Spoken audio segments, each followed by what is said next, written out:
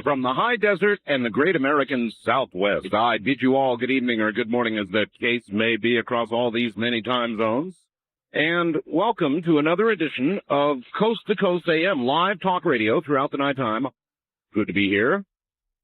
We're going to do something a little different first. You may recall, I think it was the end of last week. Yes, it was, Saturday morning. I read you a story that was faxed to me by somebody in Columbia, Missouri, and I thought it incredible. The story is entitled, Kansas City Man Tries to Build Time Machine on Porch. Now, in case you don't remember the general tenure of the article, I'm going to remind you now. Kansas City Associated Press. When a Missouri factory worker set out to make a time machine on his back porch, the contraption he came up with was not completely off the mark, theoretically, according to scientists. With a high-voltage electrical transformer that Michael Markham had hooked up to two vertical metal rods would more likely have killed him or blown up his house than carried him into the past or future. Time travel, though enticingly possible in the mathematics of Einstein's theory of relativity, is not likely in the physical universe, they say. They go on, quote, it is a very interesting area, though. There are theoretical physicists working on those areas, and I will not say that it's total nonsense. This was according to the chairman at the physics department at the University of Missouri at Kansas City. But he went on, it's not something that you can demonstrate with batteries. And I guess that was Michael's problem. So are the Stanberry police, who say the voltage that Markham had diverted into the contraption caused power interruptions in and around the northwest Missouri town of about 1,300. Markham had connected the metal rods to the terminals of a transformer, one of 6 stolen from a utility company, in hopes of creating a large spark gap with ascending electrical arcs.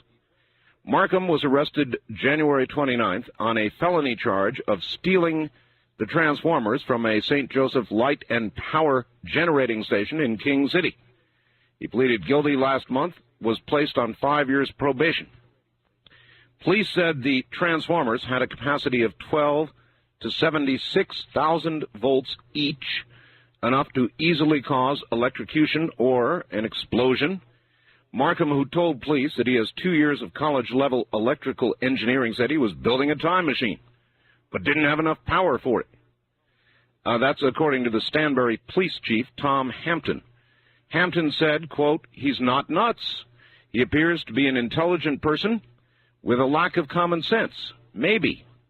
Hampton said Markham told officers he had not tried to enter the spark gap, and neither had anyone else. If anyone had, they probably would have been electrocuted, not transported in time. Presumably, he decided that if he got enough electricity together, he could build a time machine, because there is the concept that if you're going to do it, it's going to require an enormous amount of energy. So there it was, and you know me and these kinds of stories, and how I'm fascinated by time.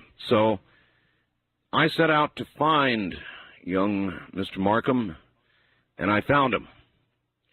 It wasn't easy. I went through a couple of our affiliates, and then I just started going to phone directories and rooting about, and lo and behold, there was a new number, and it was Michael's, and I've got Michael here.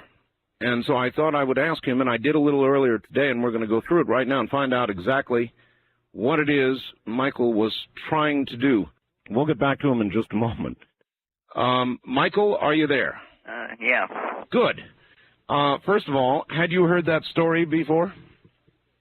Oh, yeah, the one I just read? Yeah. You've heard that, huh? Yeah. It's like I'm, collecting clippings on it now. Oh, you are? Yeah. How old are you, Michael? 21. 21. Pretty young. Yeah, very. Now, let's go kind of back through the story like you and I did earlier today. This all began... Well, why did it... Well, that's a good question. I didn't even ask that. Why did this begin in the first place? What were you trying to do in the first place? Originally, I just set out to make a fancy Jacob's ladder, and this was like what it turned out to be.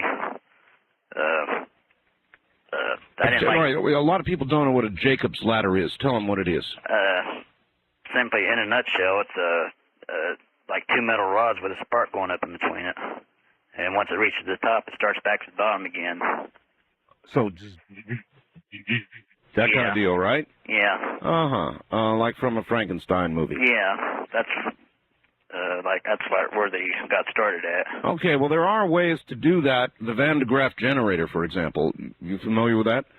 Yeah. But you were going to do it with, well, actually, how were you going to do it? So you told me something about winding your own transformer? Yeah, that's what I originally did, and it's like I like used it was like real touchy, and what I did was I used a laser, modified CD laser for it. Well, let's stay with the transformer for a moment. Yeah. How did you wind this transformer? How did you do that? Oh, well, it's pretty simple, really, but you just take these metal plates and glued them together. Glued them together, yeah. Yeah, and in the simplest transformers, there's the two coils, your primary and your secondary. Right. And is it like making a giant ball of string or something? In other words, you just keep winding and winding and winding it around? Yeah. Well, there's like technical things, but simply put, it's like your primary coil will have like maybe 400 turns, or it depends on how many watts you want to make it to. Right. Let's say it's 400 turns in your primary, and there's 4,000 turns in your secondary. 10 times the turns, and then you'll get 10 times the voltage. Right. Yeah. Right. Okay. So you is that about what you did? 400 and 4,000? Well, the small transformer had to change to 100. I don't know how many turns. I lost count. I never bothered to count the second. About 450 turns in the primary. So you just kept winding. Yeah, until I got roughly 20,000 volts. 20,000 volts? Yeah. So you went from 110 to 20,000? Yeah, roughly. Roughly. All right. Without, I take it, very much current. Well, actually quite a bit, about roughly, it was drawing about 3,000 watts, so. Oh. Yeah, so I was let's see, it was probably about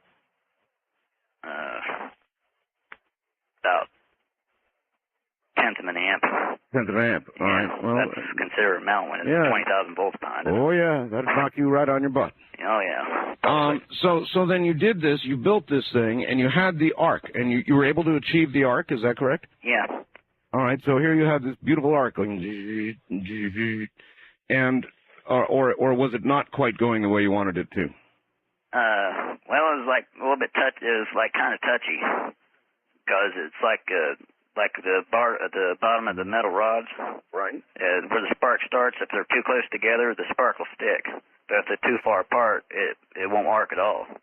So it was like real touchy. If I moved a fraction of a millimeter, the thing stuck, and if I moved it too far apart, it didn't do anything. So what I set out to do was use the heat from a laser to get it started or something? Yeah, like get it going by itself. I see. The heat from a laser. That's interesting. So it would the heat from a laser would attract the spark, sort of? Well, yeah, in a way, the heat from the laser lowers the resistance to the air is what it does. Right. Gotcha. Yeah. So you got this laser by how'd you get the laser? Well, I practically made it from scratch. I took a CD laser and redid all the electronics in it, kind of like reinforcing it, you'd say. A CD laser. So you tore apart a CD player. Yeah. and so then you got the laser. Did it do what you wanted it to do? Start the spark? Yeah, it's like had some other effects I didn't expect. Well, and therein lies the story. Other effects you didn't expect, like what? Well, it's like that spark's pretty hot, so you're going to have like a heat signature like right above it. But you mean kind of like a haze? a hazy glow or something? Well, kind of like wavy. If you ever take a lighter and like look right above it, you'll see see the heat from it. That's right. You know, it's like real faint. But no, I was expecting.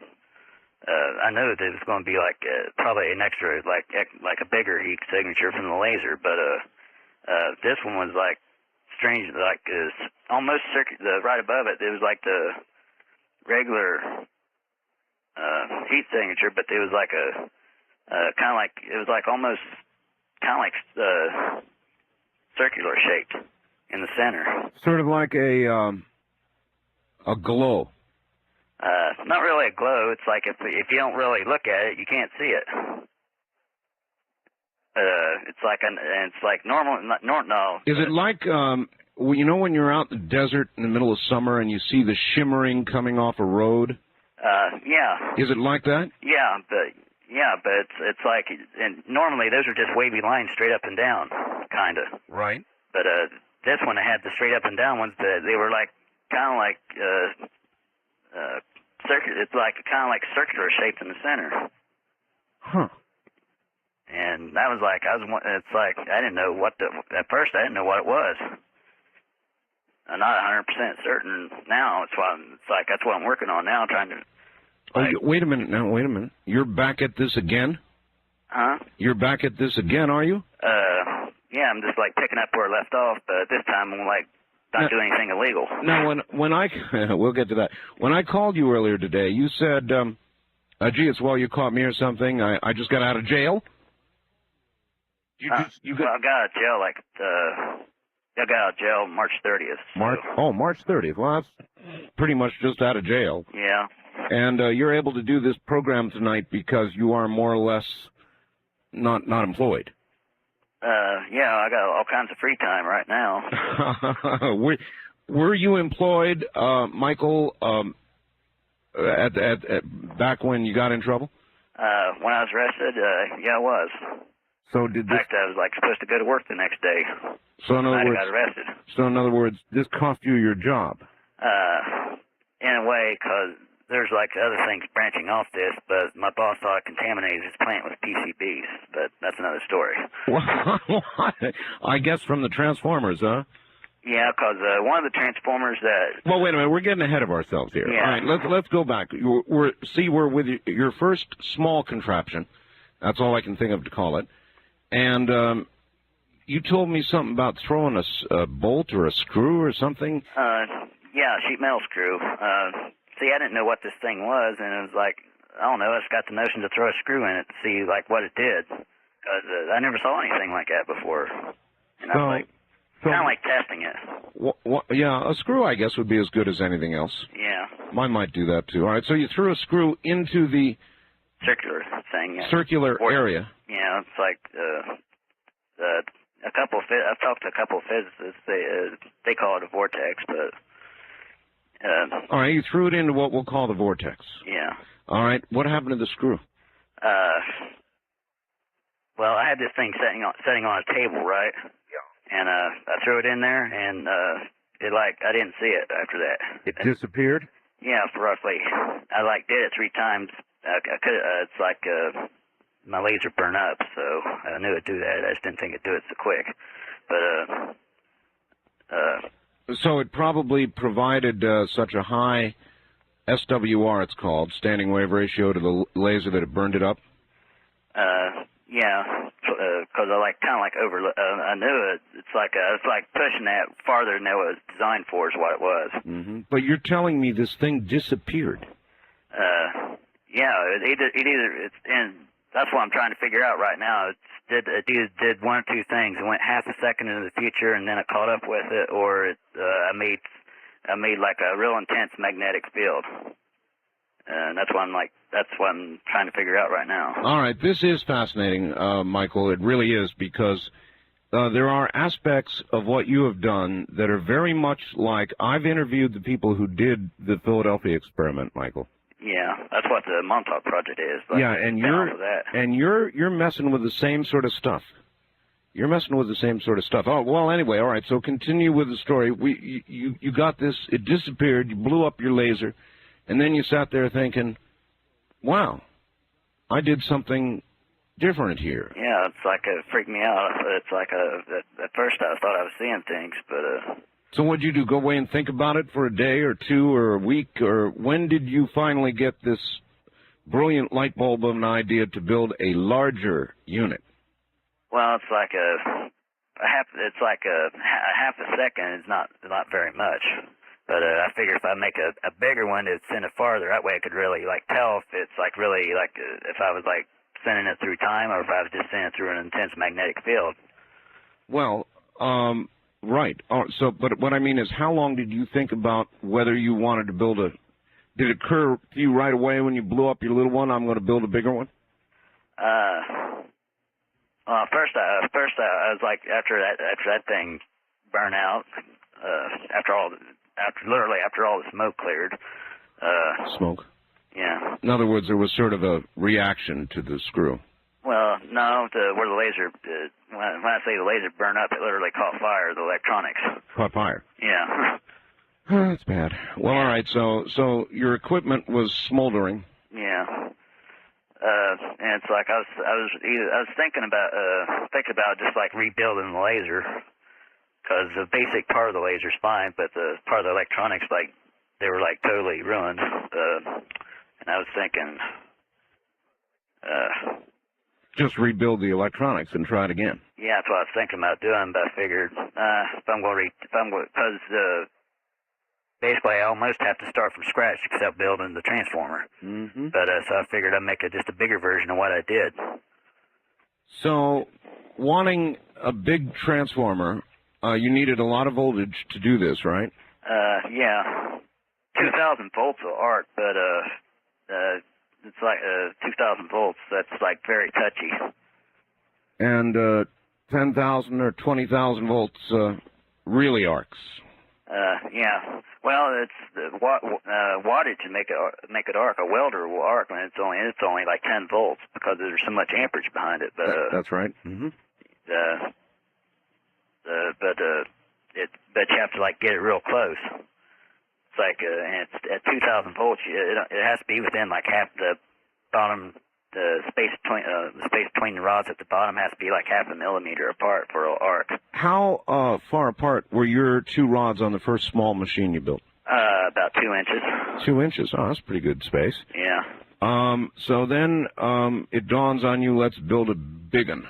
Yeah. So now, I didn't ask you about this earlier, but in order to get enough voltage and current, you needed a big transformer. Now, yeah. It's true the power company has big transformers. Yeah. Really nice ones. Yeah.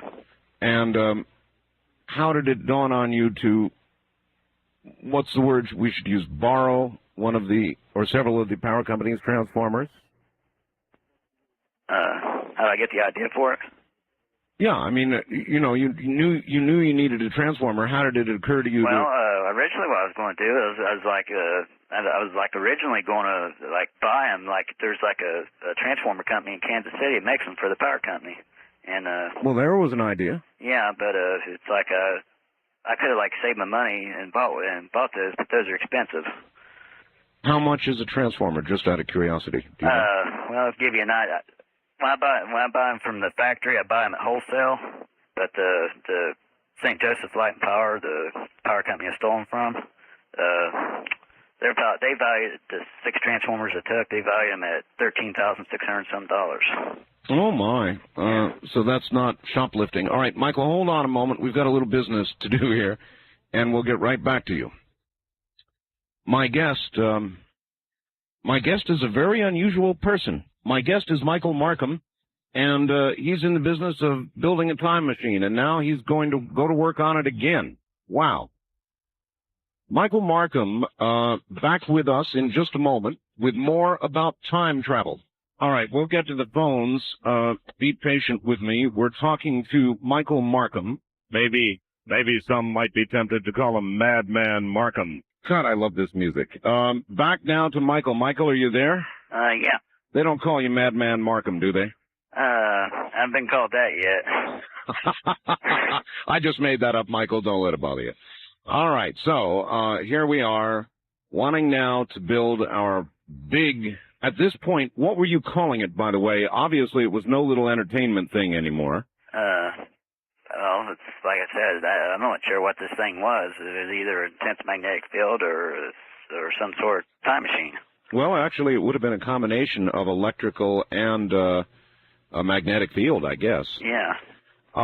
So anyway, plans got big. You decided you wanted to build a great big one. So, according to the story, you had 2 big poles on your porch. Is that correct? Yeah, 3/8-inch metal rods. Really? How big? You mean how long? Yeah. Roughly 4 feet. Oh, that would have made a big spark. Yeah. Big spark. And so you had the rods, and you needed the transformers desperately. Yeah. You probably could have saved up for it, but you didn't. You made a mistake. Yeah. And you. In a hurry. So what did you do? Did you sneak into their yard? Oh, you mean In other words, how'd you get the transformers? You didn't heist them off a pole, of course. Oh, heck no. They were noticed immediately. They were gone then. But these were just sitting by a substation in King City. Just sitting there. They were just sitting. Yeah, just sitting. They've been sitting there for ever since I moved to Missouri. So. You hated to see them languishing without use. Yeah. Well, they were just sitting there rusting, and heck, they don't even use them. Heck, in fact, right now they just got them put away for safekeeping. They say so. Probably historical record. Yeah, now. So anyway, what did you do? Take a pickup truck? Those things are heavy, aren't they? Yeah. The biggest one I had weighed 350 pounds. Ooh. Well, then you must have had an accomplice. Yeah, a couple of them.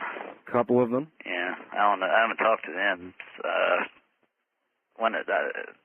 Their court date was the same as mine, and they didn't look too happy with me. So. I'm sure they weren't. No. So anyway, somehow you talked them into helping you out in this venture. Yeah. And you snuck down there, no doubt, late at night. Well, it was right in broad daylight. Broad daylight? Yeah, roughly 11 o'clock in the morning. Really? Yeah. Wow. And so in broad daylight, you took the transformers, loaded them up in a pickup truck, I guess? Yeah. And hauled them to your house? Yep. I see. And you had how many of them? 6. Why 6, Michael? Well, I mean, why did you feel you needed 6? Well, originally I was just going to take a couple of them, but it's like You got carried away. Yeah, pretty much. I see. All right. So you got the transformers to your house, and then you, I guess, hooked up the secondary. No, it would have been the primary of the transformer to the poles, correct? Yeah, basically I just hooked it backwards. Yeah, that's right, backwards. So the primary was hooked to the poles. The secondary, you hooked up to the power coming into your home? Yeah. Mm-hmm. What happened when you did that, by the way? Well, I didn't get to the big version of it. I didn't get the laser part yet. I was going to order that from New Jersey. Had you produced a large spark with it? Yeah. That's another thing too. Before I was like arrested on the 30th, and on February 3rd, I was going to pick up like 60 feet worth of cable so I can reinforce the cable to my house. So. You mean actually coming in from the pole? Yeah. What were you going to do? Climb the pole? Pretty much. Oh, Michael. Because I figured if I called the power company and had them reinforce the cable to my house, I'd like draw suspicion. So. Well, I'm sure it would. Yes, it would. You would want to know why. Yeah, why I need a cable that carries 2,000 amps instead of the usual 200. Now, so you did though. You nevertheless hooked it up and you turned it on, didn't you? Yeah, I hooked up the smallest one that I could hook up without like overloading the cable and causing a fire. Yeah. What happened? Well, it's pretty. Just that in itself is just like a giant Jacob's ladder, like a. How far apart were you able to get these poles and still produce the spark? About 18 inches. 18 inches. Yeah, it was the smallest one I had. It was changed. changed 240 to 12,470. 12,470. So when you did this, according to the newspaper, you blacked out or browned out portions of your whole town. Is that correct? Yeah, I was like overloading the power grid because I was drawing more power than I thought it was. Well, what got you caught? Was that what got you caught? No,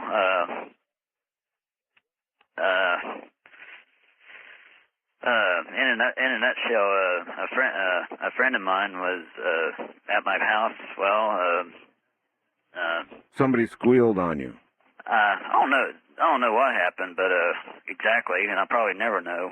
That's in the past. I ain't really worried about that now. But what happened was a friend of mine, like from my house, shot a BB gun, like shot out my next door neighbor's sliding glass door window. Really? Yeah, and I like got the cops snooping around. So. And they just happened to see this incredible rig on your porch. No, they came. That happened at roughly. I can't remember. This was back in the end of January. That happened around noon or 1 o'clock or something like that. Mm-hmm. And they came by with a search warrant at 11 o'clock at night. So obviously they had seen it then, and they decided. They'd never been in the house. Right, but they didn't have to be to see the porch, did they? Well, it was like the porch was closed in. All the windows were boarded up. Oh, I see. Like stuff like that, I like try to keep out of sight. Could it be? I guess, Michael, when you started a big gap, an 18-inch gap like that, it would have created an intense white light. Well, let's see, it was a 5,000 watt spark, so it was. It would have been very intense, and it's like maybe from your neighbor's perspective, Michael, they would hear this, and their lights would dim, and they'd look over they'd look over at your porch, and they'd see this white light streaming out from all the little cracks and places, and they'd get worried. Could that be? That's a possibility. But, all right. So no, the main thing they were like, it's like there was like a. That's the reason. That's one of the reasons I moved from Stanberry, because half that town wants my head on a pole. I have the feeling. You mean they don't like you now? Well, it's like I don't know if this is just another unfounded rumor or not, but like a lot of those people's television sets are ruined and stuff like that because I was like drawing so much power, and it's like normally it's between 110 and 120 volt outlet, and well, it's like they were estimating. This is what I've heard. I don't know if it's a fact or not, but they were estimating I was like bringing it down to like 80 volts, 80 and 90 volts. That is damaging to electronic gear. Yeah. Mm-hmm. So a lot of people in town with appliances that now are door stops are probably not happy with you. Yeah, pretty much. Most of it is just like lights would flicker, like dim real bad and stuff like that.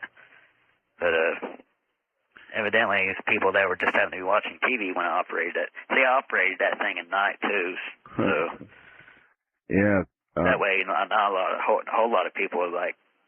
I hadn't see at first when I hooked this thing up. I thought it was a 5,000 watt spark. I figured it'd be see these transformers ain't as efficient as I first thought they would be.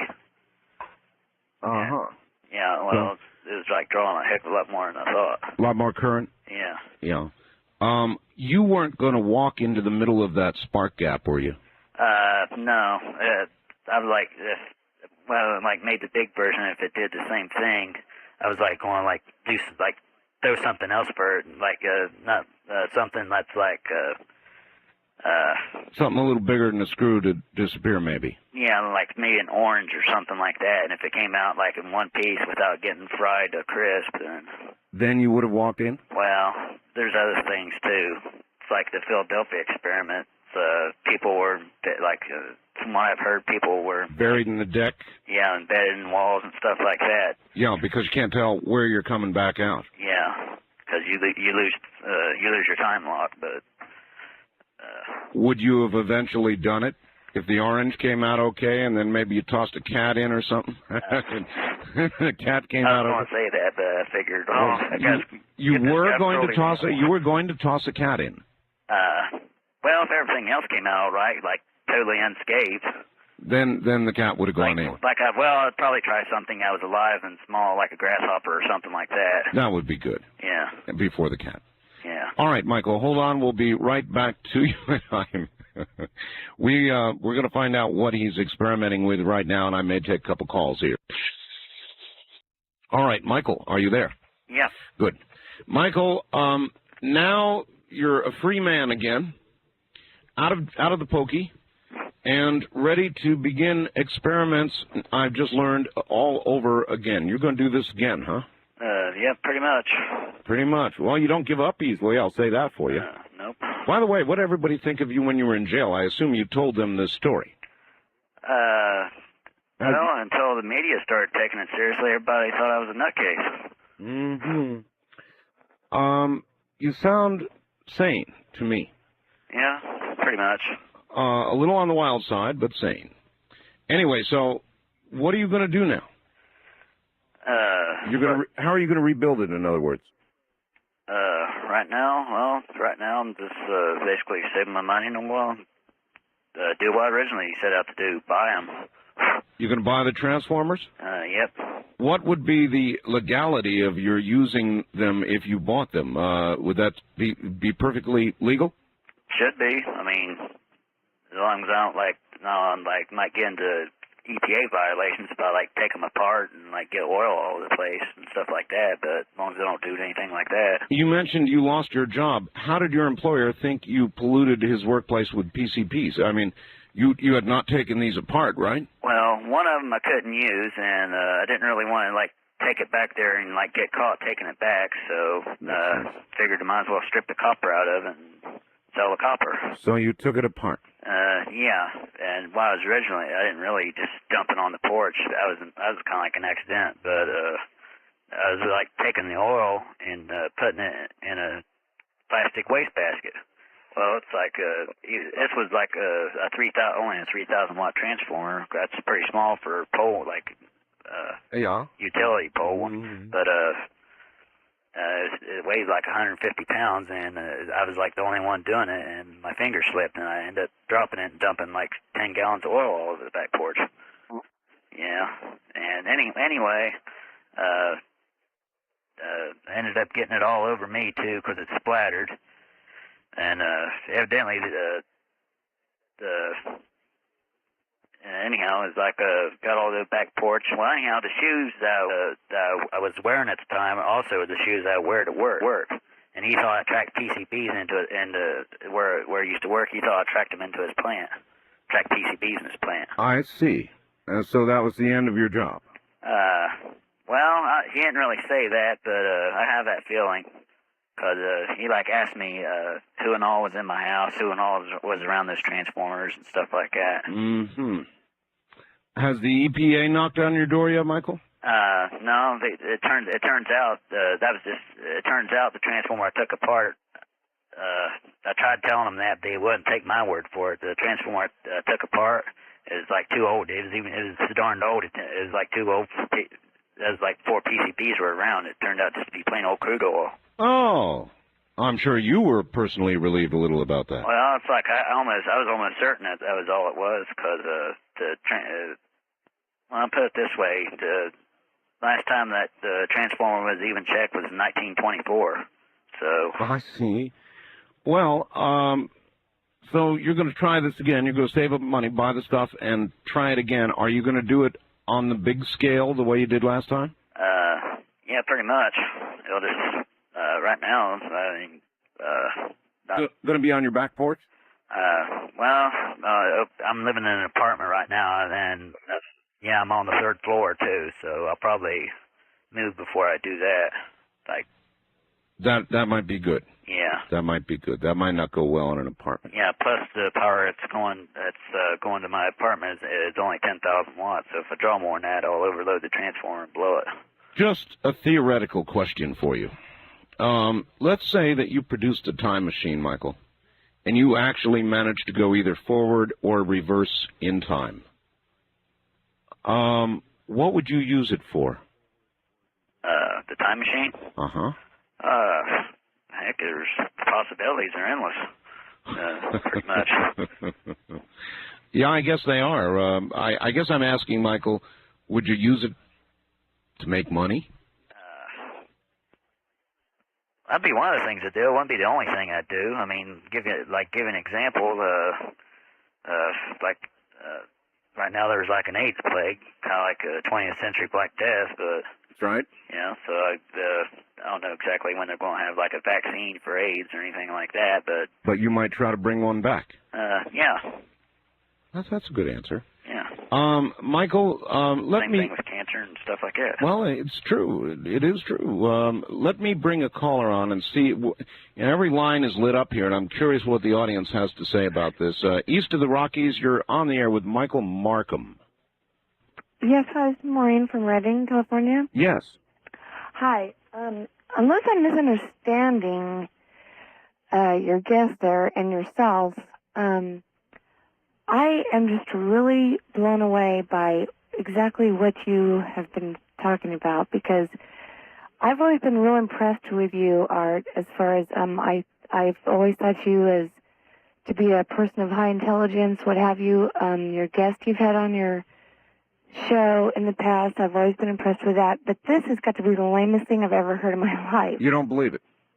Well, it's basically let's teach somebody how to make an atomic bomb, what have you. What do you think about that, Michael? How do you feel about that? Would you build an atomic bomb if you could?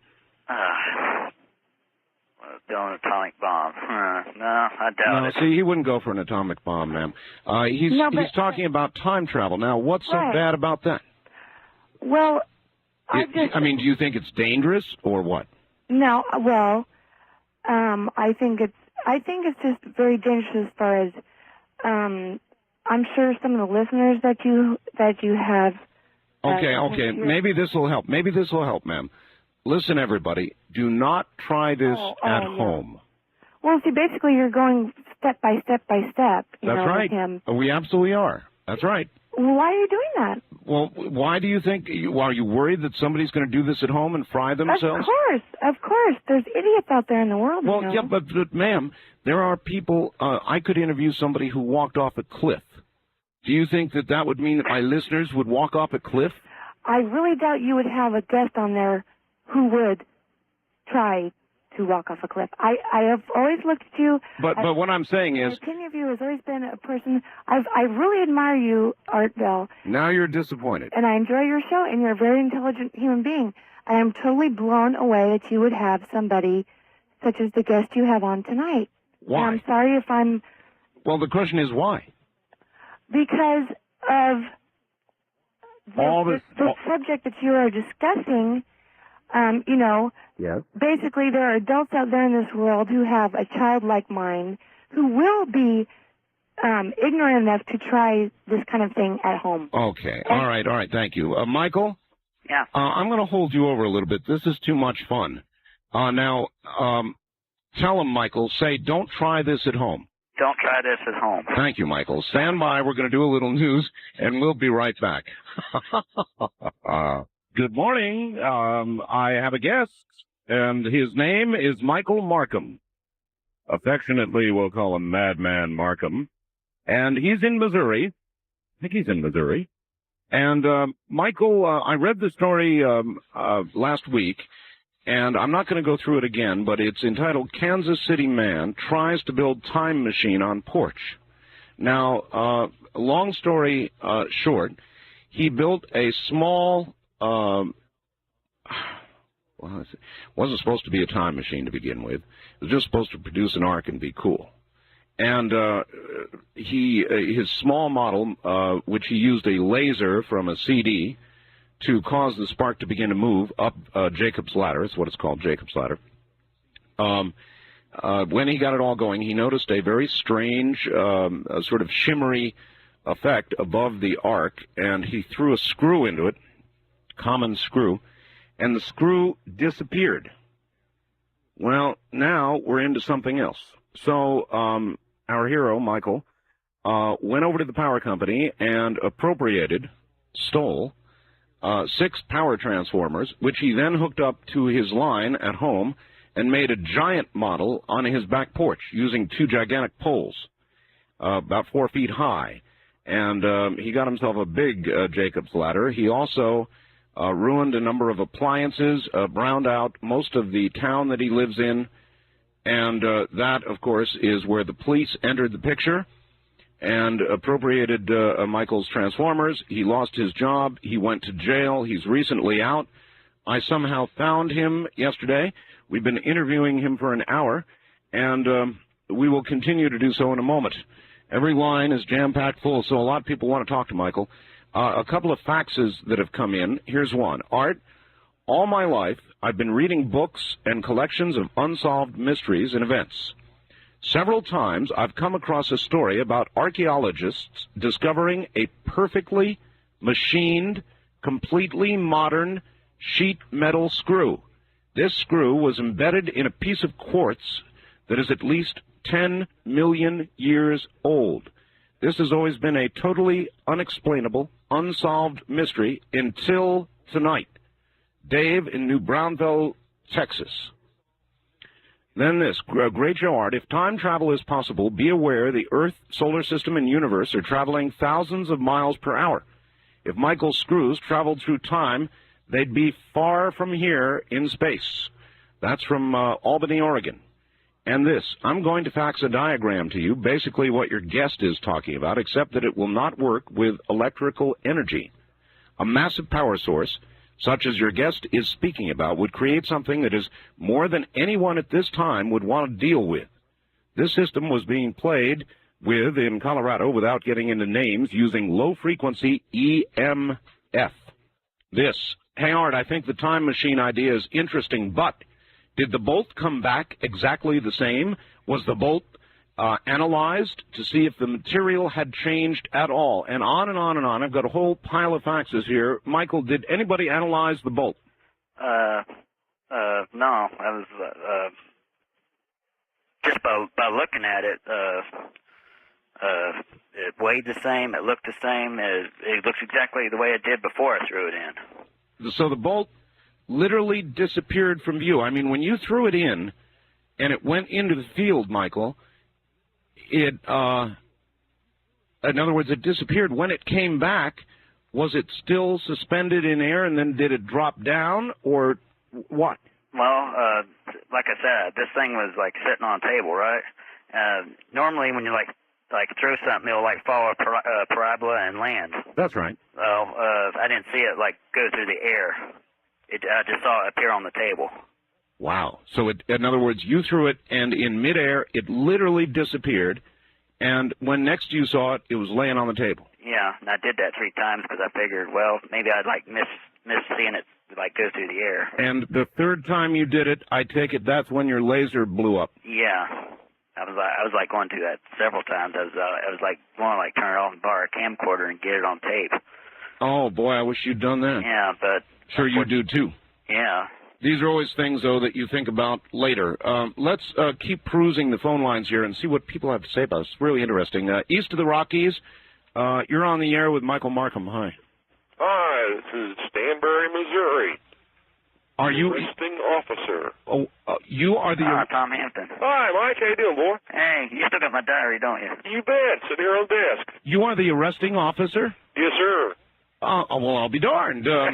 Wow. It's great to meet you. I don't know if it's great for Michael. Are you guys friends? Well, are we friends, Mike? Yeah. Yeah, sort of. Well, listen, maybe, officer, you can give us all of this from your perspective. What did you find when you arrived at Michael's house? Well, we knocked on the door. There was 8 of us in the 13. 8 of you? Yes. There's one officer in Stanbury, then we had county deputies and Missouri Highway Patrol to assist. Let me back up a little, officer. You got a search warrant. Yes, sir. Obviously, because you suspected something was going on. What was the basis of the warrant? What did you think was going on there? We had received information that Michael had these transformers in his residence, and that they had been stolen. And after checking with my local utility, which we have our own utility service here in Stanbury, we found out they were from here. We checked with St. Joe Light and Power out of King City, and the man didn't know they were gone until we called him. And that's where we found out they were stolen, and we had, with the information we had, it gave us enough information to go ahead and get a search warrant. So you got access to the resident with a warrant, and look, what did you find? Oh, we found Michael asleep. Sorry, we had to wake him up. But we found the transformer he'd made into a piggy bank in the, I guess you'd call it a dining room. On the back porch was the transformer that he'd used to make his Jacob's ladder. And then there were 4 more transformers in a secondary bedroom. Uh-huh. And so then off Michael went to the pokey, I presume. Yes, went to the, as we call it, the Albany Hilton. In jail. Well, this is quite an incredible story. How did you feel that, I mean, did you think you were dealing with a madman or what? No, I had met Mike, I guess about the second day after he came into the state on another search warrant deal. I see. And talked to him just a little bit that day. He appeared to be an intelligent person, what I considered above average intelligence on some things. And then he was here in Stanbury. I had calls because people didn't know who he was, a stranger from out of town. He says he's not particularly welcome in that town now, that a number of people feel as though their appliances may have gone belly up because of his experiments. Well, I haven't personally had any comments of that nature. I did hear your earlier part of your broadcast where he browned out the majority of town, which was not right. It was just a small section, approximately 2 blocks, where we had a little problem where the lights would flicker and brown out a little bit. Had this been occurring frequently? No, it actually hadn't. It happened a few times, and it quit happening. We found out from Mike that he moved his experiment to later at night when people wouldn't notice it. Aha. Wise decision. This is quite a story, officer. I'm absolutely glad you called. Michael, is there anything you'd like to ask him, or the other way around? Think about it, Mike. Are you suggesting that Michael should not proceed to try this again? I personally wouldn't, because of all the hazards involved. Electricity is a very dangerous toy. Indeed.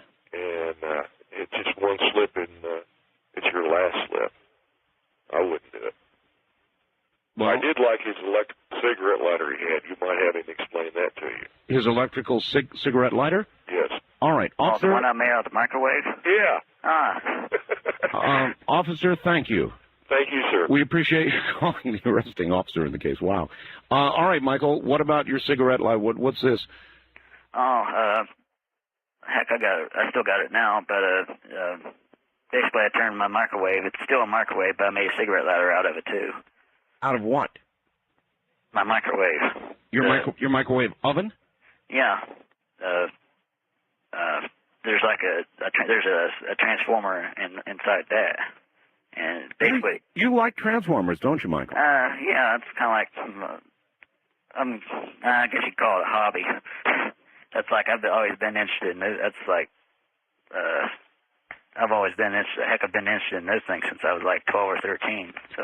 You know, there were physicists in this article who commented that you were actually more or less on the right track. I mean, they sort of, even though they didn't think you should be doing it, they more or less endorsed the direction you were going in with regard to time travel. Yeah. And so I'm kind of with you. I mean, I know the young lady and the officer is saying, don't do it, don't do it, don't do it.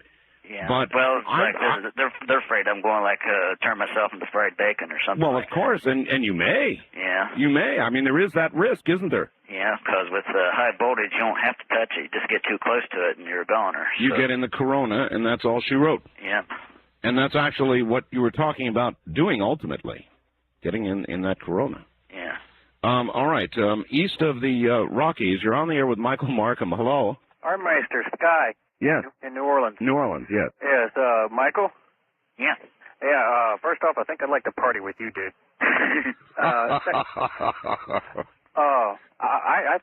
What I like about him, he's asking two of my favorite questions of all time. What if we try this, and also why not? It really is true. And with a comment of the physicists here in the article, I mean, I really do understand his investigative, curious mind. I'm very much the same way. Right, because anything's possible unless it's already been proven physically not to be possible. But just a couple comments and then one question. One, I hope you're taking and leaving very good note, because, you know, you may send yourself into the wild blue yonder. Yeah. And someone can maybe pick up where you left off, even though we would say we'd miss you. Yeah. And next thing is, if you do see yourself making progress, I'm sure you'll be taking everything, you know, wisely and step by step. Do not let any kind of big company, bureaucracy, or anything horn in or try and get in on a piece of the action, because you know what that'll end up being like, just like everything else.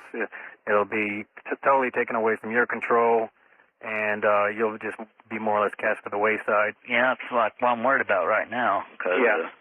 I would just move carefully before you make any decision or any step, because I've got, you know, some government experience, and just, you know, just take a very careful step. Don't ever jump into anything. Yeah. And my last question is, next time you, I guess that vortex, I guess for lack of better words, it doesn't sound like exactly what it was, but anyway. Best way to describe it. Yeah, because, well, anyway, you know what a vortex is. What about a digital stopwatch, you know, measuring into the hundredths of a second at least? You know, chunking that through. There's an interesting idea. Thank you, sir. He's saying throwing a stopwatch through.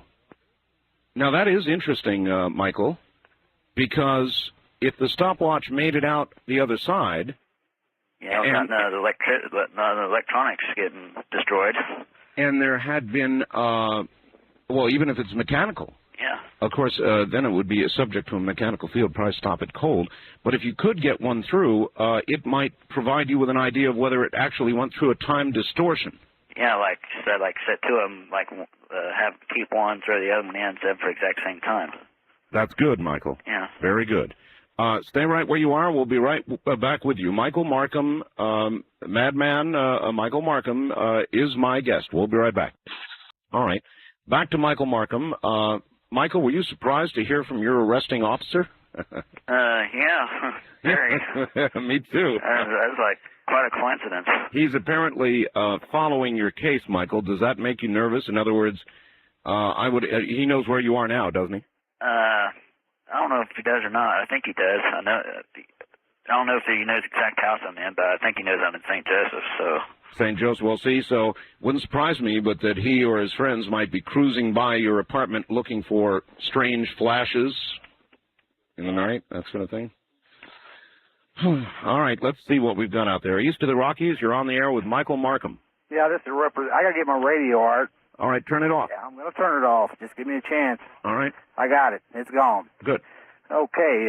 Where are you calling? St. Joe Thursday. Where are you calling from, sir? I'm calling from Leavenworth, Kansas. Leavenworth, all right. Yes, sir. I would like to say that your guest, I think, is just a little bit nuts. He's probably as nutty as I am. I would like to make a comment. As far as what he's doing, I think he's on the right track, but you being a ham radio operator, that's what I am, you have to understand that you also have to have a transmitter and a receiver. Do you kind of get what I'm getting at now? Well, I guess the Jacob's Ladder may have been a crude transmitter and receiver in a sense. In other words, wait a minute, sir. He was propagating this voltage across those two rods, and it may have been a kind of a blunderbuss way of going about it, but I can understand that he might achieve the effect he thinks he did. Well, you had a gentleman on one night that was explaining the theories with Nikola Tesla. Yes. Okay, and I've studied Tesla in depth. I've been studying Tesla for a good 25 years, and I'd like to ask your guest a question. Where did he come up with this idea that he would use high voltage? All right, it's a good question. Where did you? You mean for the time machine deal? Yeah. Well, like I said before, it didn't like I didn't set out to build the time machine. As is so many times the case with any discovery, you were simply trying to build a Jacob's ladder. Yeah, just like something fancy to watch. Just to see the spark go up, sort of be something cool to do. Look, I understand that perfectly. Believe me, I understand that. And an unexpected effect occurred. These things happen. First-time caller line, you're on the air with Michael Markham. Oh, hello, Art. Hello. This is Chuck in Redmond, Washington. Yes, Chuck. I just wanted to call, and I'm so glad I got through tonight because people like us that are messing around with this kind of thing, we got to kind of stick together. Oh, you're another one, are you? Well, a little bit. I'm mostly my friends, that sort of thing. I got into it about 3 years ago, started collecting information, and I've got a computer bulletin board service where I try to get all this stuff together and get people to talk about it. Because I ran into a buddy who originally he was using a lot less voltage, but he was just using DC batteries, made a couple of coils, and was using a police radio that he would a ham radio, a handheld, and he would key it and then tweak through the frequencies, and I guess he hit the resonant frequency of the circuit, and cut a long story short, he ended up in the loony bin for a little while, and he's okay now, but I went down and snuck a tape recorder in to interview him, and I got it all on tape, about an hour's worth of conversation, and he was telling me all about his time travels and how he had gone through this portal and that portal and had to go through 12 worlds to get back, and quite frankly, I thought he'd lost it, and I'm not even sure now, but that was kind of interesting, so I did more research, and then I presented it to another buddy of mine who fools around with electronics like I do, and I said, hey, what do you think of this? And at first he stopped, and then he looked at it and he goes, well, I could see how you get some kind of interesting effect out of that.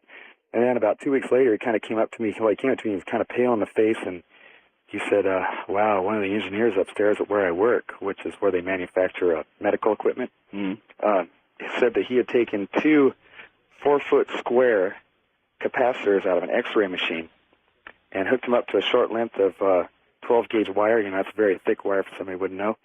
Laid it on the floor and threw a quarter in it, and he pushed the conductors together, or the electrodes together, until it got close enough to arc. I don't want to know how he did that. And apparently after the spark, it disintegrated the 12-gauge wire, and the quarter was reduced to the size of a dime, but a 1/4 inch thick, and apparently still in good shape. Well, that's something, and it's yet another effect. In the case of Michael's experiment, the screw disappeared and then reappeared. Here again I am. My guest is Michael Markham. He's too young to call him Father Time, so we're calling him Madman Markham. Here are a couple of faxes in on the subject, Art. No, I don't think you juiced this one up. Well done. What a scoop. What tremendous bloodhound intuitive tenacity. You're 1 in a million, as is young Michael. I predict a great future for him if he doesn't blow himself up or get lynched first. I can just see the light pouring out from the cracks in the porch. Art, help him find a mentor quickly. And then, like he needs encouragement, get this. Art, we've done what we estimated to be a 30-kilowatt version of what Michael did. However, we did not see the time travel application, but if he needs transformers, we've got them as leftovers from our electrical business, free if he wants. He provides shipping. I'm sure, like us, there are many people that have more than what he needs for experimenting. He's really talking small-scale power. 100 kilowatts is just medium power level.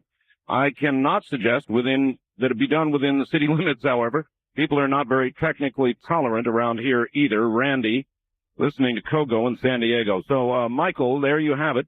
It is a free offer of that which put you behind bars. This guy's willing to give you transformers. Cool, huh?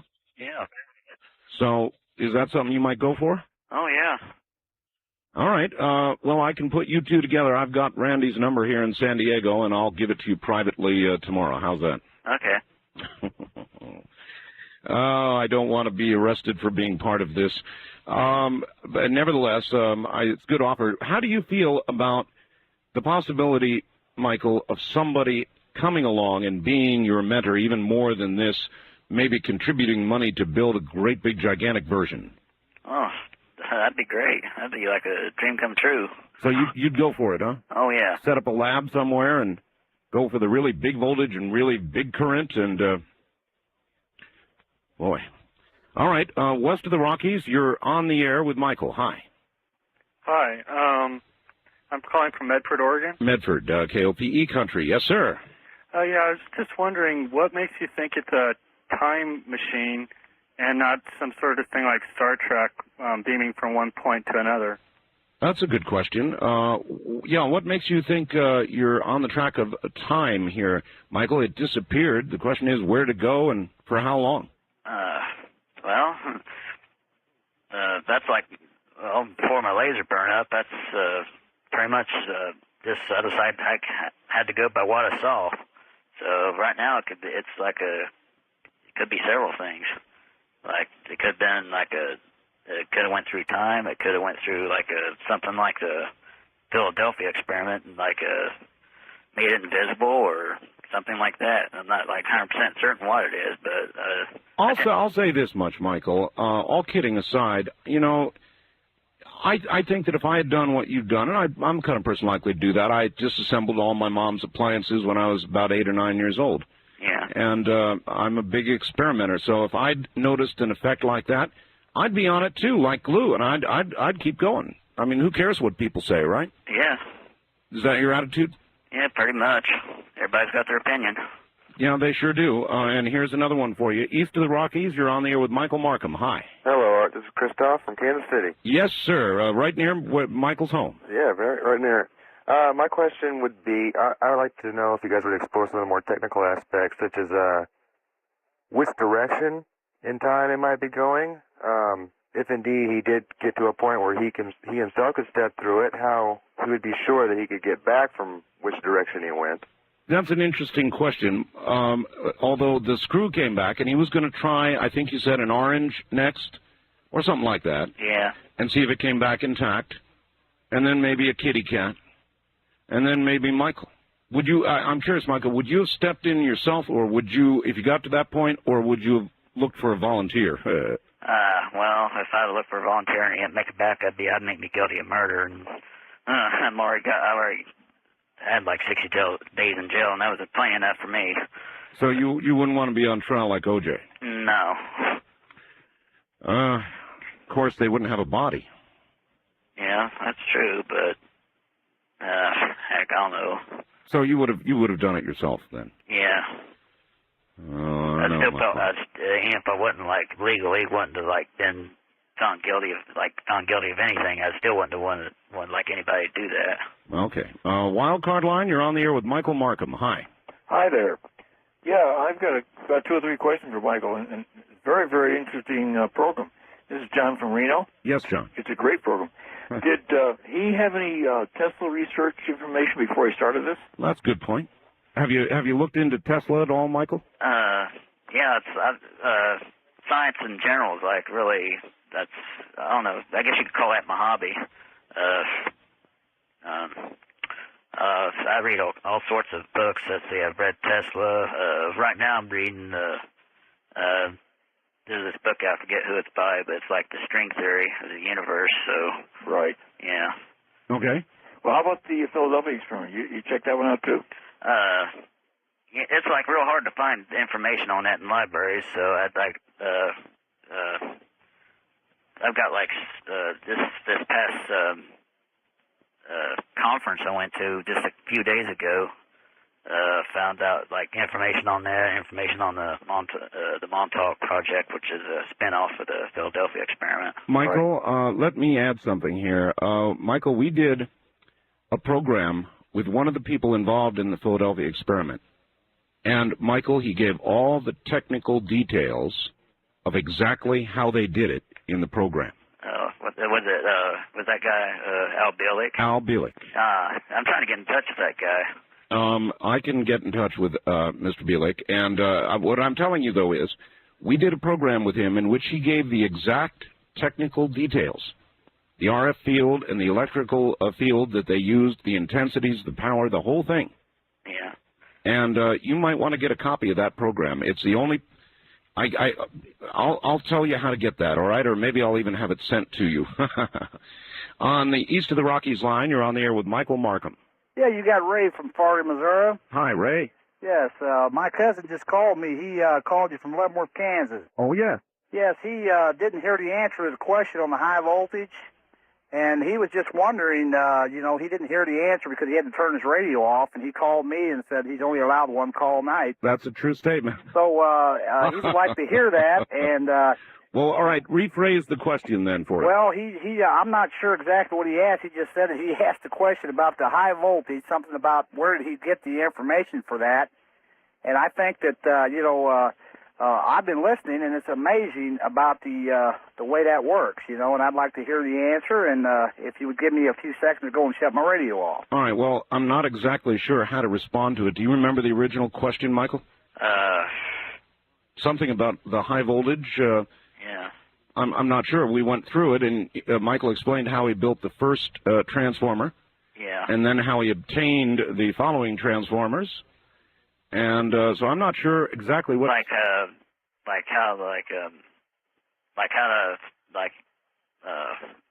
can I say this?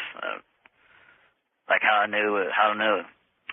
did I know how to make a Jacob's ladder or something like that? Did you have an original design of some kind, Michael? For a Jacob's ladder? Yes, yeah. The Jacob's ladder in and of itself, just to make a Jacob's ladder, is pretty simple. So you knew, it was the scale of the thing. Yeah. All right, west of the Rockies, you're on the air with Michael Markham. Hi. Yes, this is Cliff from North Bend. Hi, Cliff. How are you doing, Art? Just fine. Hey, this gentleman, he is really on the ball there. To me, isn't he? Well, see, he's either that or, according to a young lady who called, he's like a terrorist, and we're like helping him out, spreading the information. I admire him. Like I wrote that. I'm about twice his age. I'm sorry, Michael. What did you say? That one was as if I wrote the Anarchist Cookbook or something. Yeah, that's exactly right. The Anarchist Cookbook. Any questions for him, sir? Yes, I would like to exchange some correspondence with him, as I'm working with Mark on. I'm trying to think of the last Hendershot, free power. And it's just a thought. It's crazy. All right, I'll tell you what. I'll twice this guy's age. Why couldn't we make it self-powered? All right. On that note, listen, Michael, there are a number of people, a lot of them actually, I'm sure, who would like to contact you. Yeah. Is there a way they could do that? Now, you be careful, because this is a big radio program, Michael. There's a lot of people out there. Yeah. Do you want to hear from anybody who would like to help you out or sure. correspond with you? How would they do that? Well, you can either give out an address or a phone number. It's up to you. Well, I guess I don't. Let's see. Yeah. Think about it. Yeah. Heck. I don't think they're all going to come at once, and 10,000 people come to my house at once. I don't think that's going to happen. Well, I wouldn't rule it out. Yeah. That'd be a heck of a sight. Maybe rather than giving out your address, Michael, you'd like to think about giving out your phone number or not. Well, it's already published in the phone book, so might as well. All right. What is your phone number, Michael? It's 816-232. Right. 4019. All right. Let me give it again. 816-232-4019. All right, we've got just a little more time here. So on the wild card line, you're on the air with Michael Markham. Hey there, Michael. How's it going? Pretty good. Yeah, this is Will in Spokane. The original, I think, mad scientist when I was probably about 4 years old. Incredible idea that you have. What was your education? I was in about 2 years ago. I was actually, it was from November '91. So about a year and a half later, I was majoring in electrical engineering. Oh, major! Jesus, you're only 21. Yeah. Wow. I graduated when I was 17. Mm-hmm. So what would you recommend to Michael? Would you say keep going or stop now? I'd say get in touch with me. That's what I'd say, and continue on. All right, well, you've got Michael's number. Actually, I don't. All right, I'll give it to you now. You want it? Yeah, I do. It's area code 816. 816, 232. 232, 4019. 4019. Okay, my name's Will, and maybe I'll give you a call, huh? Okay. All right, there you have it. West of the Rockies, you're on the air with Michael Markham. Good morning. Well, good morning, Art. I think I'm going to go out and play the lotto now. Hey, listen, I've really enjoyed this show. That woman that called in, a couple of the naysayers that have called up, I'm going to have to say they're all but persistence. This has got to be the funnest show you've ever done. Anywhere from getting this guy, after I heard the story initially last night on your show, and then this morning, and then the police officer calling up, Art, this has got to be the greatest show that I have heard in a long time. I want to know, though, is, Mike, are you going to be publishing? Oh, that's a good question. Writing a book? Yeah. A book, or some sort of just a technical manual or something like that, or theory manual. All right, there you go. Well, heck, there's there's all sorts of books out there like on this subject. So I don't know. That's remains to be seen. Maybe if you, on a larger scale, get to try the experiment. Yeah, it's it's another thing too. If I get this thing in it actually works. Heck, I could write a book, do a movie, and do all kinds of stuff then. And hopefully tell us whether it was a lone gunman or not.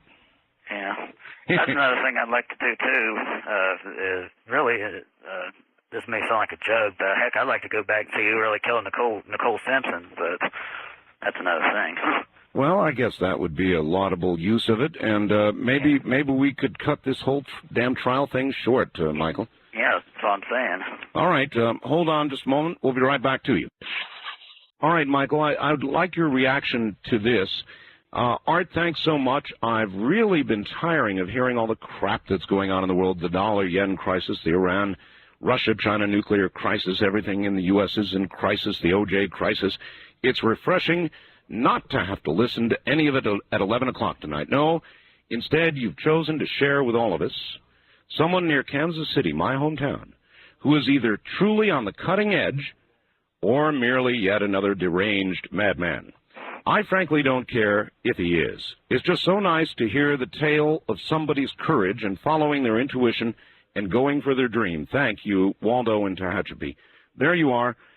You're not a deranged madman, are you, Michael? No. No? How would you describe yourself? My strange experiments, basically just like anybody else. Well, I don't know about it just like anybody else. Well, that's the way I see myself.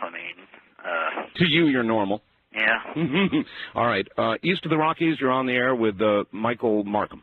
Yeah, I was interested in talking to Mike about possibly publishing, as in one of your last callers said, publishing information. I am a computer junkie, basically. My name's David. I'm from Houston. So you'd like to interview him? Well, what I'd like is, if he ever does go to the whole publishing stage, is to see if I could get him to send me the information on, what the outcome is.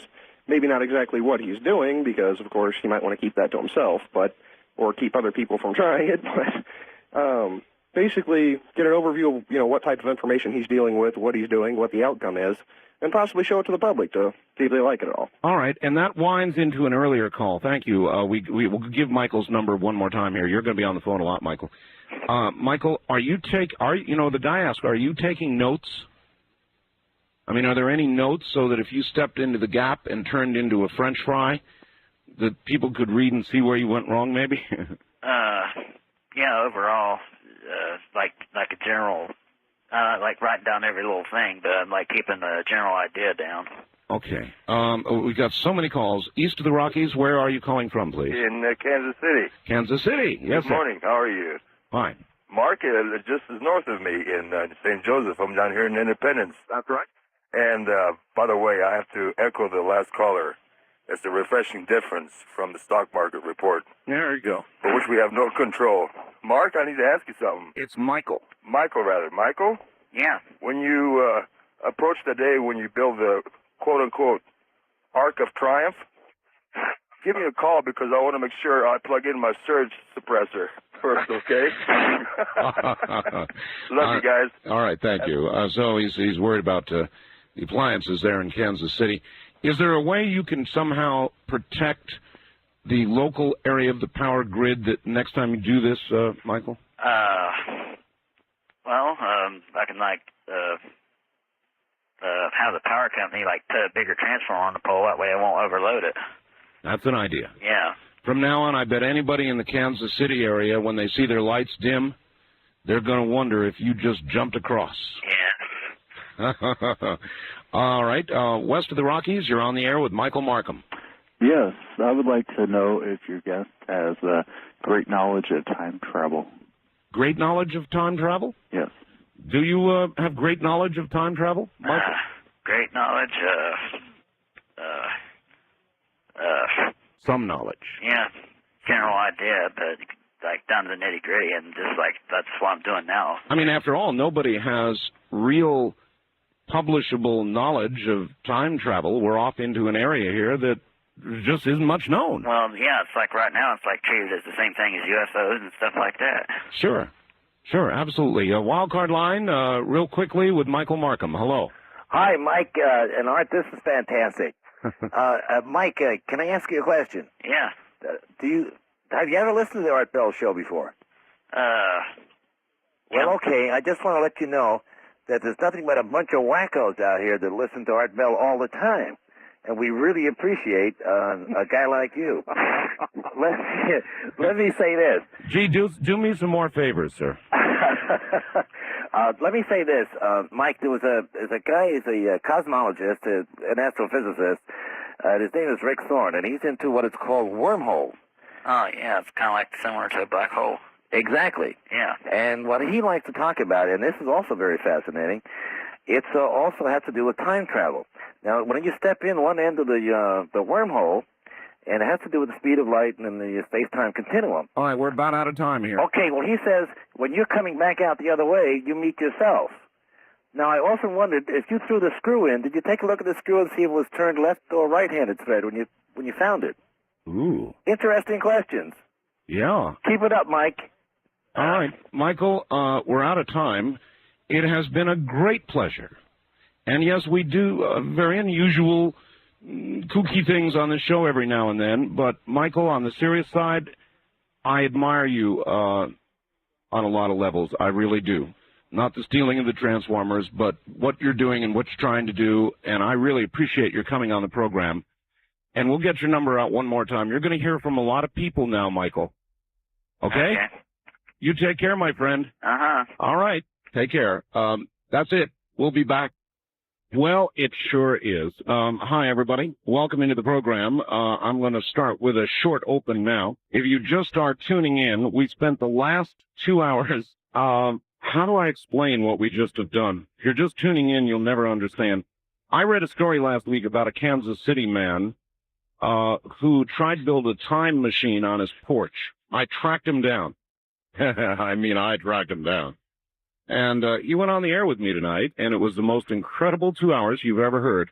He explained exactly what he did, why he got in trouble for stealing the transformers from the power company, how his experiments proceeded. He actually caused something to disappear and reappear, possibly moving in time or dimension. And the arresting officer in the case called up during the course of the interview. It was just absolutely incredible. So it's hard. The man's name is Michael Markham, and I said I'd give his phone number out one more time. He okayed that. He'll be sorry. You all know about the C-21 mystery. 8 men dead when an Air Force Learjet went down in Alabama. Nobody knows quite what brought it down. It was completely destroyed, but they did get the black box, the flight recorders, so we may be able to find out. Killed Air Force Assistant Secretary Clark Feaster and Air Force Major General Glenn Prophet. Among those killed. Possible cause they're toying with is a fuel imbalance. In other words, the Lear has fuel stored in the wings, and if you get too much of an imbalance, obviously you can't fly. We'll find out. Economic news, housing starts are down about 8%, down in the West as much as 20%, down despite falling mortgage rates. Signs are that the housing market will continue to fall.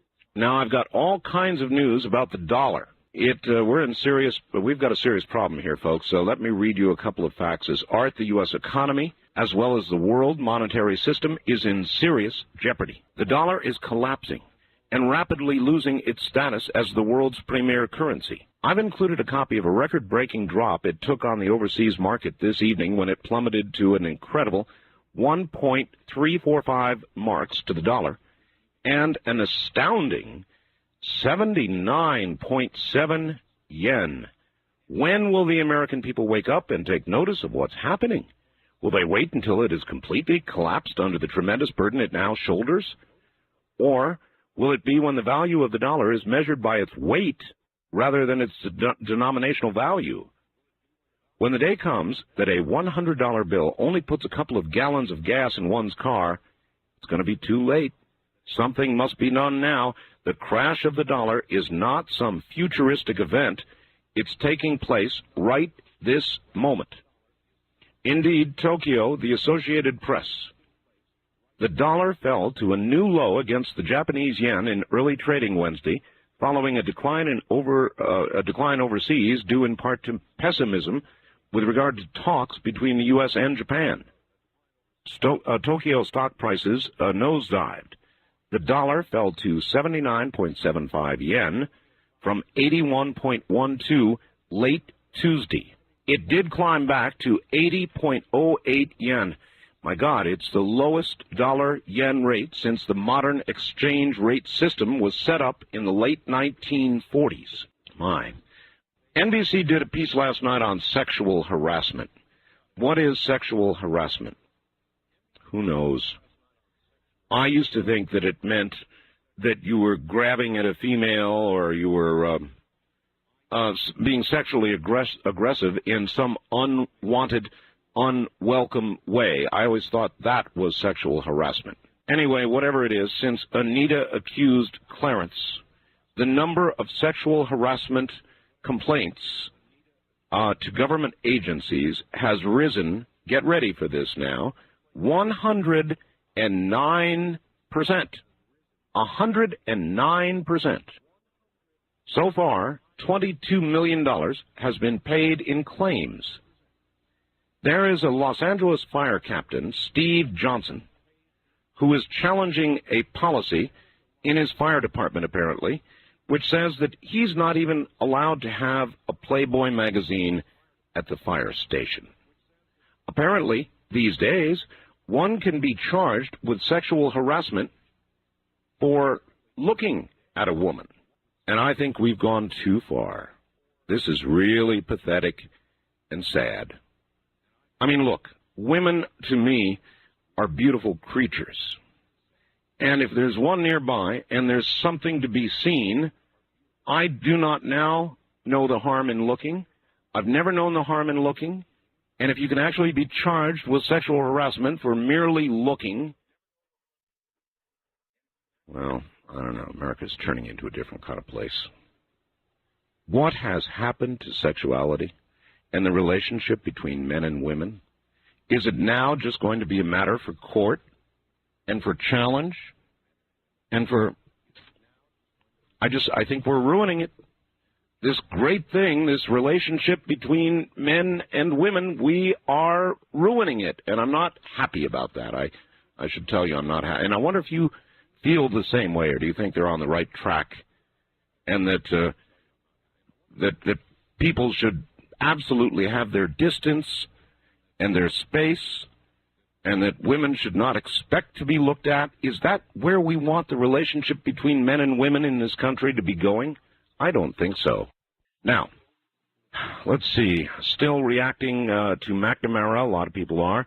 Art, I agree with you about McNamara. Do you think he wrote the book to tell his story or to earn more big money? I'd feel better if he donated the proceeds to a veterans organization. I believe Charleston, South Carolina, by the way, suffered major damage from an earthquake sometime back in the mid-19th century. Enjoy the show. You're fair and reasonable. Longboat Key, Florida. Wow, down in the Florida Keys. Longboat Key, Florida. I've always looked at the Keys as a wonderful place to be. It's beautiful there. And then this, and then we'll get the phone lines open. Art, you have a great show. Art, this country has to legalize drugs, whether we like it or not. The present situation is not tolerable. The arguments now are the same as were used during Prohibition. As it was then necessary to legalize alcohol in order to control the rum runners, it's now necessary to take drug money out of the hands of the dope gangs. This is the major issue, though there are many others involved. Many people think this problem is unique to modern-day America, but it's occurred throughout history and the world. Anybody who is generally concerned with this topic ought to take the time to read The Forbidden Game, A Social History of Drugs. It is a scholarly work that provides much thought-provoking information. As a true believer in Republican government, I can see no other course but legalization. People must be allowed to injure themselves if they wish to. Of course, they should also be absolutely responsible for their actions and left in their own mess, as it were. Government must get out of the business of protecting people against themselves. It makes us lazy, docile, and atrophies the reason. Freedom and responsibility are two sides of the same coin, and if the American people don't realize it, they're going to lose both. That's Mark from Clackamas, Oregon, and I thought it was a profound argument for legalization, and there are reasons to argue for it as well as against it. All right, we're going to open the lines now. If you want to comment on the show we had on between 11 and 1 Pacific time, the first 2 hours of the program, you're welcome to do it. Time travel, what Madman Markham is doing, has done, plans to do, you're welcome to comment on that, or anything I just brought up, or anything that you would like to bring up at all. And I would like to say once again to everybody that in my estimation, talk radio is many things. It's not just politics. It's not just, at least to me it's not. It's my style of talk radio, and you will hear me do many, many different things on this program. I'm convinced over the years that that has contributed to and is part of the reason for its success. It sometimes upsets people, but in my estimation, if you make no waves, then you're not really doing anything at all. So I will continue to do what some people think of as a little more than passing strange every now and then. It's just me, folks. On the first-time caller line, you are on the air. Hi, I'm an air traffic controller out of Salt Lake City. Okay, would you turn your radio off, please? Certainly. Thank you. And an air traffic controller. Yeah, reference earlier in your broadcast, you mentioned the Republicans' contract with America. Yes. And there's currently a couple of issues that I'm concerned about. One is the attack on the federal retirement system. Yeah. Oh, yes. This is going to cost me a heck of a lot out of my pocket. It's, we're looking at, about $1,500 to $2,000 a year on that, plus increased health care. They're attacking my differential pay for being an air traffic controller, which was meant to revitalize the air traffic control field. Mm-hmm. Unfortunately on this, I think they're overlooking the fact that there is a lot of waste. I don't suppose they hang portraits of Ronald Reagan up in the air traffic control area, do they? No, they certainly don't. They don't.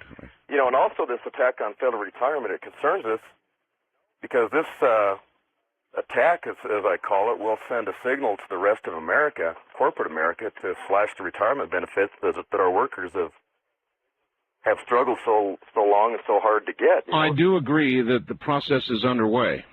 Right. And ultimately, it's going to probably include Social Security as well, so everybody's at risk here. Either we get it together or just about everything's at risk. Well, and federal employees have been taking a hit for a long time. as far as being unprofessional, unserviceable, and things of the nature. But unfortunately, the airplanes fly through the skies safely, and no matter what you say about the post office, that mail does get delivered sooner or later. Sooner or later is the key phrase. And, the key phrase, but I mean, overall for 32 cents, we're not doing too bad to mail a letter. Something I want to ask you about, actually a couple things. As an air traffic controller, in the post office, you mentioned it, we all know, they've had some people go kind of crazy.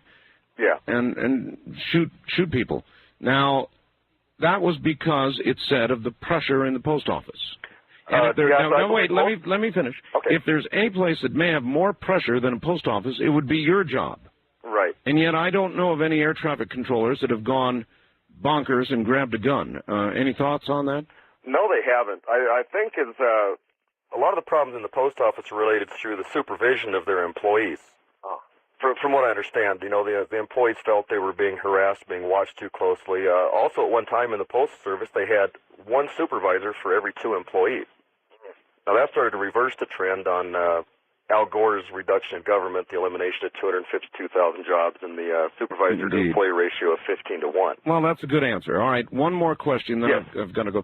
I take it as an air traffic controller, you can read the transponder signals of aircraft. It's a good, clear way to read what's out there. That is correct. But you also have a real radar capability, do you not? Yes, we do. It's the echo return offset. Yeah, exactly, echo return. So my question is, how many times as an air traffic controller would you admit to have been tracking some sort of UFO, something that is traveling in the sky that you cannot account for? Well, there's a lot of times out there. On the radar we have what the government alludes to false targets. And they say it's a radar glitch in the radar problem. Well, I think that these radar glitches may be something else out there. I don't know. We have too many of them to account for. Well, I'm sure, and I guess you can be fooled, but you over the years you kind of learn to recognize a real return, don't you? Yeah, but just by their tracking their movement. I've seen some suspicious things. In fact, we have a UFO hotline number up that we do call. But most controllers do not do that because then if we report that, we may be subject to some government testing. Really? That they don't want to admit to, so we generally don't call and report it. If you report this... That's exactly what I suspected, sir. Yeah. I don't do it. In other words, do you want to report one of them things? No, absolutely not. Absolutely not. I may be over to the surgeon's office next week, and then I'm out of a job. Oh, believe me, I understand. West of the Rockies, you're on the air. Good morning, Art. Good morning. Hey, did you hear anything about the cattle guard incident with Bill Clinton? Channel guard? Yeah. What is that? You know what a cattle guard is? Oh, a cattle guard. Yeah, I know what a cattle guard is, sure. Okay. Well, it seems that a report came out of Colorado. You mean he was unable to cross one? Yeah, go ahead. I'm sorry. It's all right. God, that was awful. Finish your story. He saw this report, or one of his cohorts saw this report that there was over 100,000 cattle guards in Colorado. Yes, sir. Okay. Well, he said, well, that's too many people to employ, so we have to get rid of these cattle guards, which is funny by itself. Patsy Schroeder picked it up and said, well, we can't fire all those cattle guards. We have to put them in some type of work training program. This is real, Art. Yeah. No, I believe you, sir. I believe you. I believe you. I believe you. Where will it all end? It's a wonderful world. Have a good morning. I must go. Thanks. Yeah, right. That's too many cattle guards on the payroll. Oh, God. Wildcard line, you're on the air. Hello. Good morning, Mr. Bell. It's Leonard from South Dakota country. Your program is most educational. I learned the difference between a cattle guard and a cattle guard this morning. Yes. And I also learned the difference between I think the president did too. Learned the difference between those people who are scared to death and those people who have perfect peace. You heard about that sect that thought the world was coming to the end? Yes. well, there's nothing more devastating than think that the earth's going to pieces out from under your feet.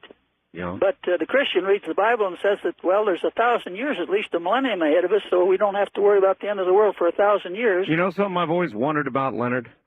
Whether it's the religious people like yourself, or it's a psychic predicting the end of the world, or, you know, a gigantic earthquake or something, and they do it and they talk about it and they think about it and they dwell on it and they cogitate about it, and then the day comes and it doesn't happen, do they feel disappointed?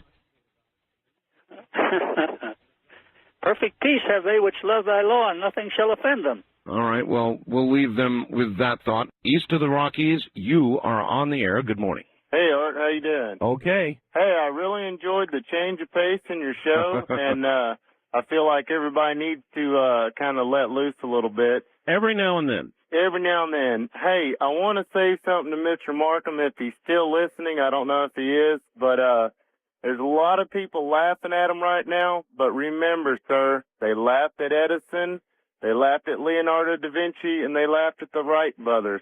Isn't that the truth? That is the truth. So he needs to keep it up and just be careful. And the young man really does have a brilliant mind, even though he may be on the edge of being a little too smart for his own good, let's say. Well, that's better than madness. I don't think he's mad. He's obviously he's intelligent enough to understand what he's getting into, and I think that's all that counts. I kind of like the guy. Yeah, he sounds like he'd be a fun person to hang out with Did you hear? at a distance. Yeah, did you hear when the arresting officer called? Yes, sir, I did. If you listen between the lines, that officer seemed to be saying, "Think about it. Don't do it. Don't you do it." Yeah, he did, but then again, he seemed to be almost commending him for having the chutzpah to actually do that. Yeah, you know what I mean? Yeah, I do. Where are you calling from, sir? I'm calling from Austin, Texas. Austin, Texas. Yes, sir. All right. Thank you very much. We'll be back, everybody, in just a moment. To Art Bell. Art, did you notice that there were no women calling in on your interview with the time machine mechanic, except women who thought he was a radical extremist or a madman? Does that tell you anything? Well, I don't know. I enjoyed listening to that kid. I'm 49 and laud him for trying things experimental. We still don't know the real effects of how electricity and radio waves affect the dimension we live in. It's pure theory, and for all we know, it may tamper with one of the other 13 dimensions suggested in Davies' Superstrings book, Good Show. What does it mean that women... Well, it was kind of a technical thing, and, you know, guys like that kind of thing, and women, some of them are horrified by it. So I think that's your answer. I don't know what it says, though. And then this, hi, Art, I really liked your guest tonight. I've always been a physics buff. One thing that bothers me about time travel, though, as a consequence of Einstein's theory of relativity, which stemmed from something called the Lorentz transformations mathematical equations, which describe space and time dilations, a couple of things are apparent. One, in order to experience time dilation, one must reach the speed of light, at which point the person's momentum and hence mass become infinite. Two, the speed of light is an absolute maximum. It can't be exceeded. Not to say that these concepts from special relativity are absolutes, but they do seem to preclude time travel unless some grossly unobserved physical law exists. Time travel is a cool concept worth studying, but I'd love to hear from someone more educated in physics than myself comment on this. Tom, Columbia, Missouri. Well, I'm not sure of what I'm saying, but I believe that there was some theory or even possible proof that quarks have exceeded the speed of light, or a theory that they might exceed the speed of light. And I think that that's one of the things they were going to look at with a gigantic accelerator they were trying to build down in Texas. But I'm certainly not a physics person myself, so it's open for comment if anybody out there wants to comment. Art, a little information on the Palmdale Bulge. It is an anomaly, also known as an uplift. It is literally the ground surging upward. This particular uplift was discovered about 1980, and thought it was developed during the late 1960s or early 70s. But most seismologists agree that it has been rising continually ever since. Ooh, that's bad. That's Carol listening also to KFYI in Mesa. So, Carol, I don't know what to tell you. To me, the layman in these areas, it seems like sort of like a aneurysm. As I said earlier, an earth aneurysm. Is that out of line? Here we go. East of the Rockies, you're on the air. Hi, Art. How you doing? Just fine. This is Mike calling from TDY in Madison. Oh, Madison, Wisconsin. Yes, Mike. And, well, one quick question and then a longer one. Does your Milwaukee station, is that going to carry you all the way to the end of the program? Because they chop you off for an hour here. Well, it's a matter of time zones, Mike. In other words, the program here on the Pacific Coast goes until 4 a.m. There it would be 6, and most radio stations begin their morning shows, right. Wake-up shows around 5. Yeah. So that's what happens. Yeah, it's kind of sad because we never, I never know what's going on for that final period of time, and well, irrelevant. It's torture, I know. Yeah, and I also wanted to mention, if your time traveler there ever does succeed, it'd be nice if he could maybe throw a dollar bill through there to see what shape that comes back in. maybe a little tiny little $1 bill. That'd be frightening. It was a hell of a story, wasn't it? Oh, it was pretty interesting. It's hard to believe. I think it's more likely that it's creating an invisibility effect than time travel, though. Well, maybe. Either way, it'd be a big story. Yeah, well, speaking of other big stories, I got home today to a message on my answering machine, which was sort of chopped off because I have a really lame answering machine, but it's from my friend in Arizona who works in parks and went camping with some geologists, and yes, he mentioned about the Palmdale Bulge. Apparently they had a very spirited discussion about that, which I don't know what the Palmdale Bulge is. I was wondering if you knew. No, I'm not a geologist either, but it sounds bad, doesn't it? Well, yeah, it sounds like it. Evidently, it's something of great interest to them. I would think of it just off the cuff as sort of an earth aneurysm. I like that. I like that. Well, all right. I'll get back to you as soon as I find out anything more specific, and I'll see if maybe one of these geologists would be gutsy enough to get on the air with you. Oh, hey, listen, if you get one willing to go on, have them call me. They're notoriously closed-mouthed. I know. They like talk around campfires, but you get them in front of a microphone, they clam right up. That's right. All right, thanks a million, and have them fax me. My fax number is area code 702-727-8499, 702-727-8499. And we have done one other thing that is really fun. And if you wish to partake, you're welcome to. I'm going to give you the number. We've got a whole bunch of pictures, GIF pictures, and if you've got an IBM compatible computer, you can get them. We've got them on a bulletin board, and we're increasing. I'm going to send 6 more photographs up there tomorrow. Right now, we've got one of myself and my wife, one of just me, one of me in the Air Force 30 years ago. We have a ghost photograph available, and I'm going to be uploading a second ghost photograph in color, by the way. Both of these are in color tomorrow. There is a color photograph of the studio that I'm broadcasting from right now in my home. Actually, a photograph of it up there. There are 2 photographs of Mexican UFOs, and this relates to last week's Dreamland program. We had a couple of researchers on who talked about the sightings in Mexico. It's very exciting. So we've got 2 Mexican photographs up there. We've got the Roswell movie photograph up there, the very controversial one. And as I said, we're going to put a half dozen more tomorrow. West of the Rockies, you're on the air. Hello. Hello. Yes, sir. Who's this? Art Bell. Art Bell, how you doing? You were talking about the Palmdale Bulge a minute ago. Yes, the earth aneurysm. Right. I'm calling from Pasadena, California, the home of Caltech. Oh, yeah. And, I notice a lot. I drive by there every evening after I leave work. And one thing I notice is from the University of Oregon, I think it is, yes. they have geologist trucks down here, but they're volcanologists, and they have a little volcano on the side. Uh-huh. And they always show up at 4:30 in the morning. Why 4:30 in the morning? You got me. Sounds secretive. Yeah, well, another thing I heard, too, was out near Landers is the ground after the Landers earthquake was so hot you couldn't touch it. Really? Yeah. Due to what? Gee, I don't know. Well, you have volcanologists out there now from Caltech coming down from Oregon. That's really odd. I know, it's really odd, too. I don't want to start a rumor, but... Yes, you do. What you're doing. You're starting a rumor. The hot earth theory. Yeah, it could be. All right. Remember, a week or so ago, I heard someone else talking about something similar to this. Really? Maybe it was over a week ago. Well, we had a call, a very troubling call, from a man who talked about well levels and water tables. Maybe that's what it was. Rising. You remember that?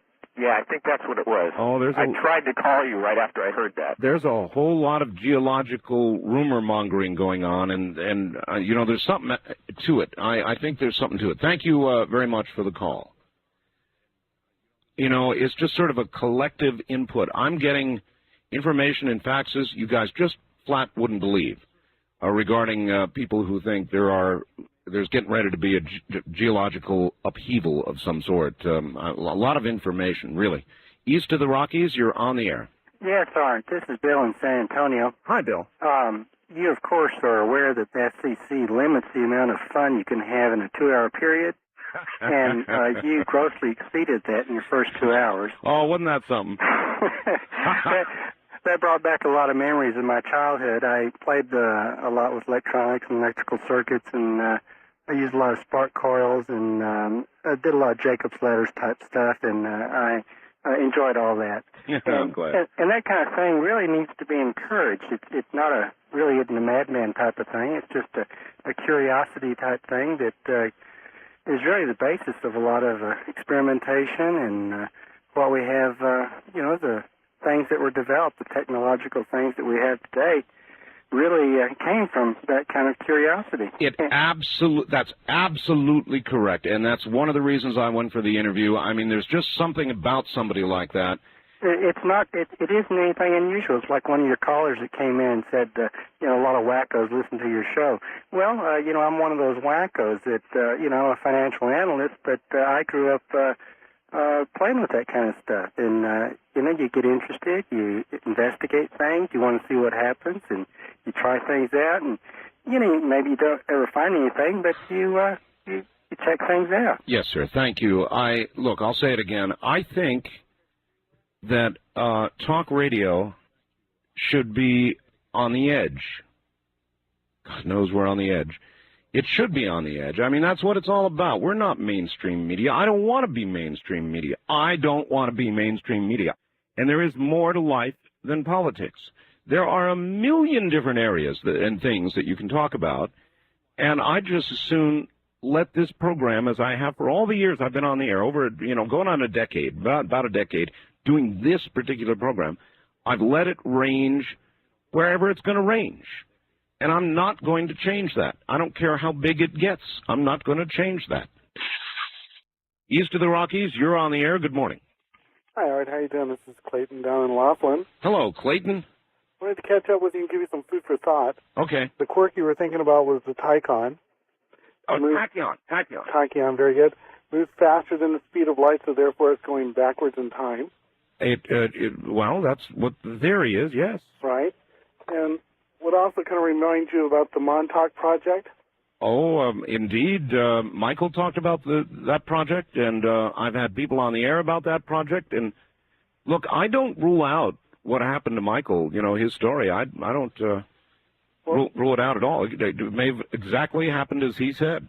Well, interesting enough about it is the aspect of having to use a psychic in order to actually kind of make things work. Using kind of like what they call amorphous resonance. Yeah. What makes your nose, what makes your eyes. These things come down in a literal form. And supposedly that's why the Philadelphia experiment worked so well, because everything was tubed other than transistors. Yes. And had a natural resonance at that time. That is correct, yes. Mm-hmm. But nowadays they can digitally sample the resonance factor. It's a point well made. Thank you. I was talking. I don't even know if I ought to say this. I was talking to a man up in Washington State earlier tonight who claims to be working with dual resonance technology and claims to be able to move in time. But that's a story for another day. On the wildcard line, you're on the air. Good morning. Hey, Art, what's up? Well, you are. You're up, hey. sir. Where are you calling from? Kodiak, Alaska. Kodiak, Alaska. I was going to say, I'll bet you it's Kodiak because we get this unusual delay when we talk to people there in Kodiak. Oh, that's weird. I haven't called in about a year and a half, so I don't know. Well, that's an even bigger delay. What's on your mind? I was just wondering about that time travel thing. I read an article in Discovery a while back that talked about this concept of different universes where when you travel in time, you don't actually travel in time, you just travel to a different universe. And every universe is just a different setup of each other, and how just each concept, like if I went back in time and killed my dad, you'd think I would be born, but actually I would have gone to a different universe, so in my own universe I'd still be alive. In that alternate universe, would your father also be alive? No, because I would have killed him. Well, There's so many alternate universes. No. But you said you would then be in an alternate universe, and in that alternate universe, for you to exist, your dad would also have to exist. You would just sort of blow yourself out of... But my other self in the alternate universe would die, not me, because I'm from the other universe. All right, sir. Thank you. It seems to me that, to be consistent, you would, in effect, when you killed your father, blow yourself out of this universe, find yourself in another universe where your continuity can be accounted for. In other words, where your father still lives if he was supposed to be alive, and you could only exist there. Wildcard line, you're on the air. Yeah, good morning. My goodness, I can't believe I got in. Yes, you have. Where are you? In Kansas City. Kansas City. Yeah. Not far from Madman Markham. Right, except I woke up as he went off. Oh, that's too bad. You missed a good one. Yeah. I was wondering, did you ever think that the space, all the space that they do at NASA has changed what's going on with the earthquakes and the floodings and all that and the pollution? I always thought that maybe that has a lot to do with the climate change and everything. Well, I had a lady who called up not long ago and thought that every time they fire off the shuttle, it's like firing it off from the center of a balloon. And when the shuttle goes through the balloon, a bunch of stuff blows out before the hole seals up. Right. Is that your kind of thinking? Well, years ago when I was in high school, our science teacher said that when you would put something through the stratosphere, that you would change the molecules, which would have a lot to do with the weather and what have you. And every time they go up, it seems that there is freak floods, freak earthquakes, and I really think that it has a lot to do with the ozone and everything else, because it's bound to have pollution from the fuel they use. Well, I guess there's that. I mean, who knows? There are people who believe that our moral behavior is causing this. There are people who believe it is the space shuttle. There are people who believe that it's an angry God shaking his finger at us.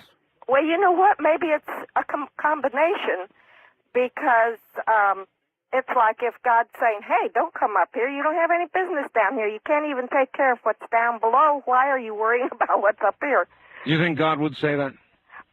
Some people would say, well, but God gave us the knowledge to do these things. But it seems to me like it's one place where the budget should be cut. I don't think they need to spend that much money on NASA when they could take that same money and use it for research. That NASA, yes, they have come up with a lot of good things, but they should take that money and work on the good things that they've come up with, and maybe use their knowledge to help people down here, not up there. Well, I know, but you've got Teflon pans.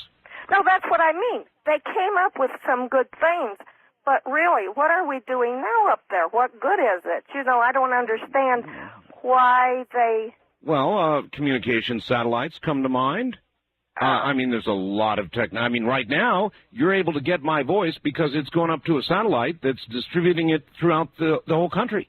This is true. Like I said, there's good, but I think there's also a lot of bad that it's causing. I really think it's causing the... Of course, depending on how you feel about my program, maybe you could say it's bad. No, I enjoy your program when I'm up. Well, I'm glad that you're up, and I'm glad that you called, and I really have to go because I've got a newscast coming. Okay. All right. Thank you very much for the call, and I guess that'll do it for this hour. They sort of fly by. Yeah, if you don't like the program, then you could say it's technology being used for evil. The evil distribution of a program teaching people about God knows what, arcs and time travel, and what's next, how to build a nuclear weapon 101. Yes, it certainly is. Talk radio of a different cut. I don't even know what we are. We're just open line, unscreened, rip 'em, tear 'em, let it happen, talk radio. And that's the way I like it.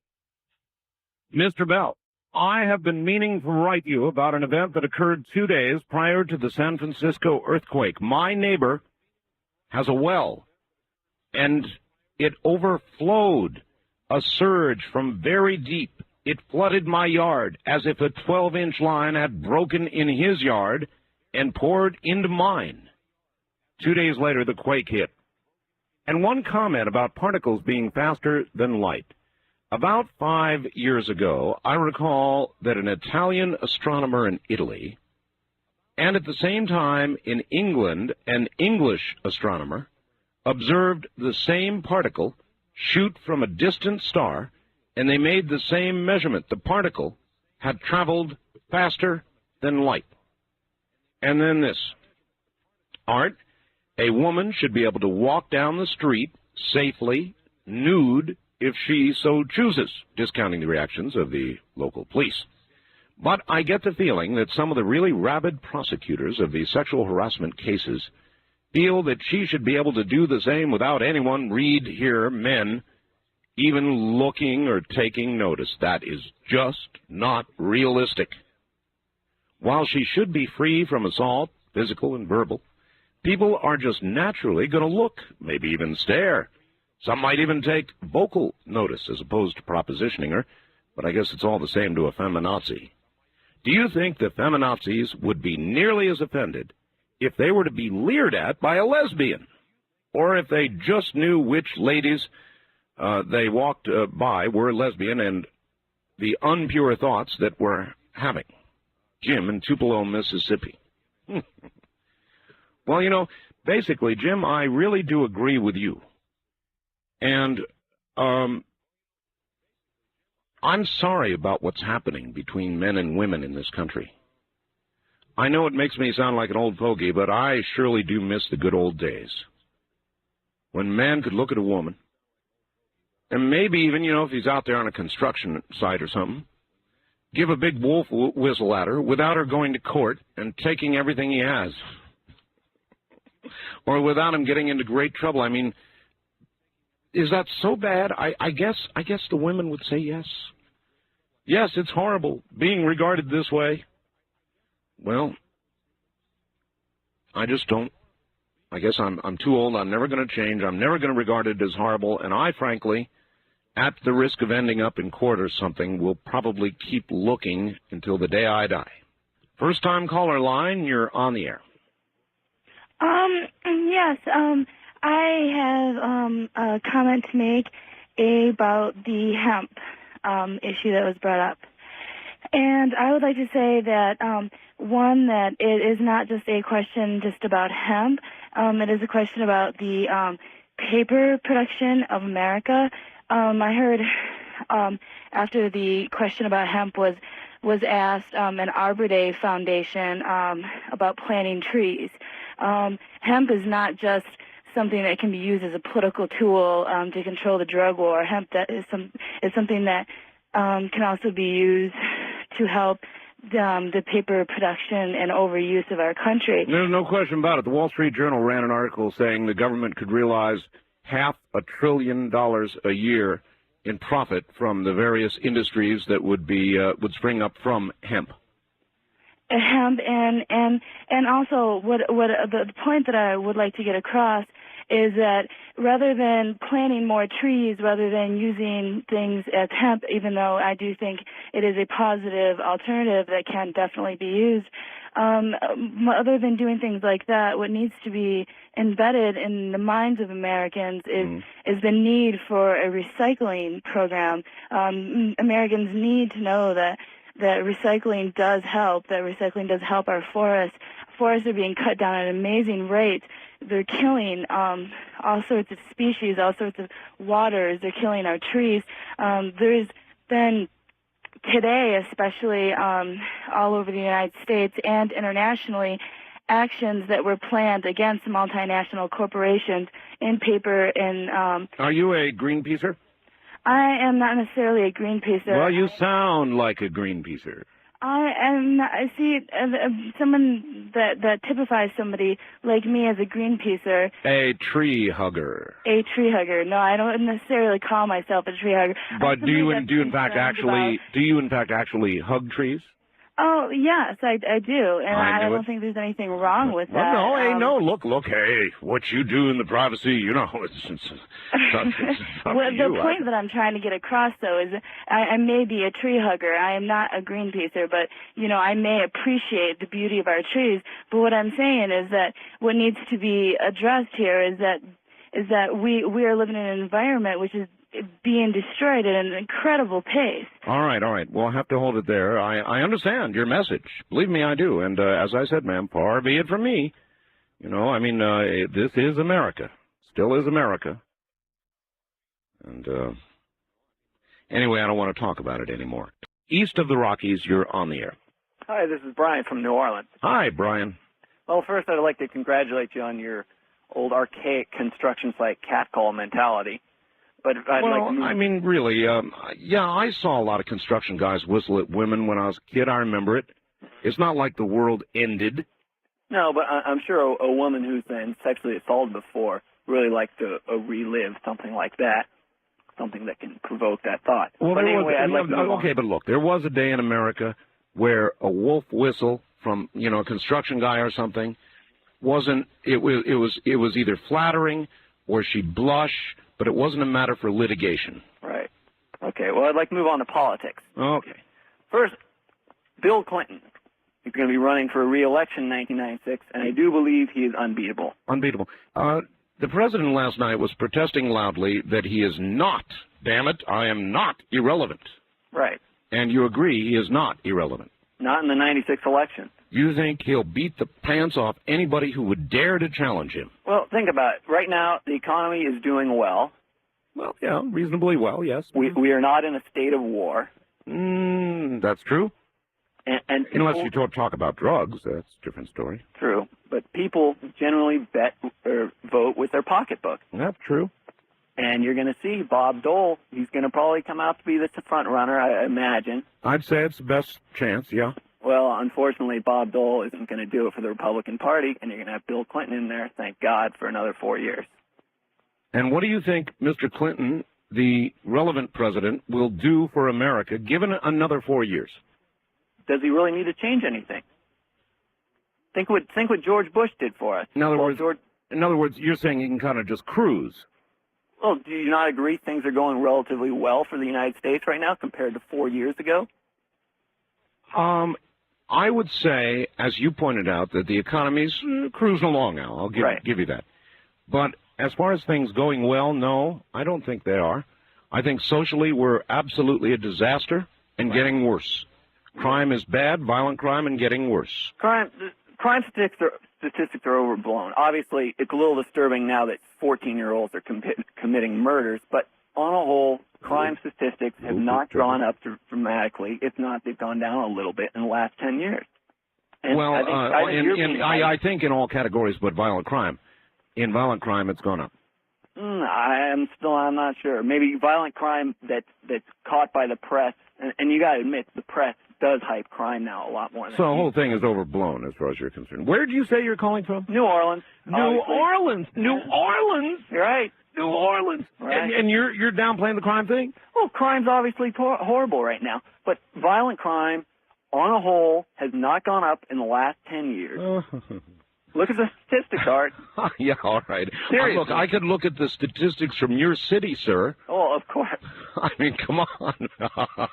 New Orleans does have its problems, but Yes. statistics on a whole nationwide, violent crime and crime as a whole has stayed the same. And right now we're suffering from the hard copy, the current affair media hype of crime. All right right. now that sells papers. All right. Thank you very much for the call. I'm sorry, but the numbers, I think, are real and horrifying. And frankly, of all the cities you could be making that statement from, I find it a little more than passing strange that you're coming from New Orleans. But, hey, that's all right. First-time caller line, you're on the air. Art Bell? That's me. Oh, boy, I'm John from Carson City. Yes, sir. About these earthquakes, my hair is standing up on the back of my neck, too, for a long time, and I worked from 8 to 4 in the morning, and I got you all night long every night, and this is my night off, so I got up to see if I could call you. Well, you did it. And I want you to first understand, I'm not trying to kid you or nothing, but I had a little experience here Saturday night or early Sunday morning, Yes, sir. and I was out, I drive a patrol car, and I finished the patrol where I park, and all of a sudden something hit the back of my trunk, and it was snowing and sleeting, and I had my dome light on, and I looked back there, and here's this great big old bird sitting back there, one of those buzzards. It pooped on your patrol car? No, it sit on it. Oh, I see. And was Sorry. looking at me. Well, I'm working on the assumptions these wild animals and stuff, they act peculiar around earthquake time. Yes, sir. And here I'm looking at this thing, just scared the daylights out of me, so I had my motor running, I had the radio playing, and it was unconcerned, so I just put my car in gear and I took off down the road, and here this old bird was flying out in front of me and off to the side and back and forth, and I went up to the end of the road. There was a cul-de-sac there, and I turned around, and it flew around me and went down into the canyon, into the valley. So I drove back around the residential area a little bit, trying to figure it out, and I drove back to where I was sitting before, and I sit there in the dark, and darn if he didn't come back again. Oh, my God, what a weird story. Oh, and you ought to see, I never been that close to one of these things, and it's the ugliest thing you've ever seen in your life. How big was it, actually? I figured that it would probably dress out about 20 pounds. Oh, that's big bird. With a big long neck, you know. Big bird. And you're telling me this thing chased you, and now let's back up a little here. You're an officer of the law? No, I'm a security guard. A security guard, so you're close. Yeah. And you would swear on your security guard manual this is true. Well, this isn't the end of the story yet. All right, go ahead. And anyways, this time I'd shined my flashlight right in his face, and I didn't have the dome light on in the car, and he wouldn't move, just looking at me, his head just kind of bobbing back and forth. So I start slamming on the seat on the driver passenger side seat, slamming that, hollering and hollering. He just slid off the back like he had one foot on the bumper and went down on the ground. And I didn't see him no more, so I pulled out and I drove around, and there's a lot of equipment parked there, and I shined my headlights all over, and he disappeared. Well, I take it you didn't want to get out of the car. You got that right. You think that thing would have come at you? Well, I don't know that much about him. Last night I went to work, and there's got a maintenance man on there just during the week, on afternoons and evenings, and he's born and raised in Nevada, and I asked him, I said, you been around these birds? Oh, yeah. I said, how, do you see one around here? He said, there's a big black one. He said, you see it got a big, about 4 foot at least wingspan? He said, yeah, I noticed him all around here last few days. Did you see him? I said, yeah. I said, how close do you ever get to them, or how close do you get to? Oh, you can't get near them. He said, I've been around them all my life. They won't let you get near. So I said, well, listen, I told my wife this story. I'm going to tell you, but I don't want you to tell it to anybody else, because they're going to be liable to send somebody after me with a net. Guys in the white coats. Yeah. So you swear now this is true? Oh, I'm telling you, and it's bothered me ever since then. I mean, I'm prepared for earthquake. I lived in Butte County, California for 15 years before I moved here 7 years ago, and I think in those 15 years I probably experienced maybe 4 or 5 earthquakes. In the last year here in Carson City, I know there's been at least 10 of them. I know, they're on the increase. All right, sir, I've got to go. Thank you very much for the story. That is a remarkable story. That is a remarkable story. And I'll tell you, here in Pahrump, Nevada, we have got the biggest birds I've ever seen in my life. I mean, these birds are freaky. Do you remember the movie The Stand. Do you remember the bird, the big black bird in The Stand? That bird came from right here in Pahrump, Nevada. We've got them all over the place. This guy's not lying. They can get 20-pound birds. I mean, these birds are big. And these birds feed on roadkill. You know, I mean, they really feed on it. I mean, these are big birds. I kind of almost hit one day. They get so bloated, they get so fat, eating rabbits that have been squished on the road, that they can't even get into the air. You know, I mean, these are big birds, and they start flapping their wings, and they're flapping their wings, you know, and you're coming down the road, and they're trying to get airborne, and their fat little bellies won't let them get up in the air. And I grazed one day that way. That sucker couldn't get into the air fast enough. I mean, he was lumbering, trying to get in. So we've got these big birds out here. They're big, probably big enough to pick up a cat. Maybe not my cat, but a cat. And they're pretty frightening. That's where the bird in The Stand came from, right here. I've got them all over the place. They're big. They're eerie.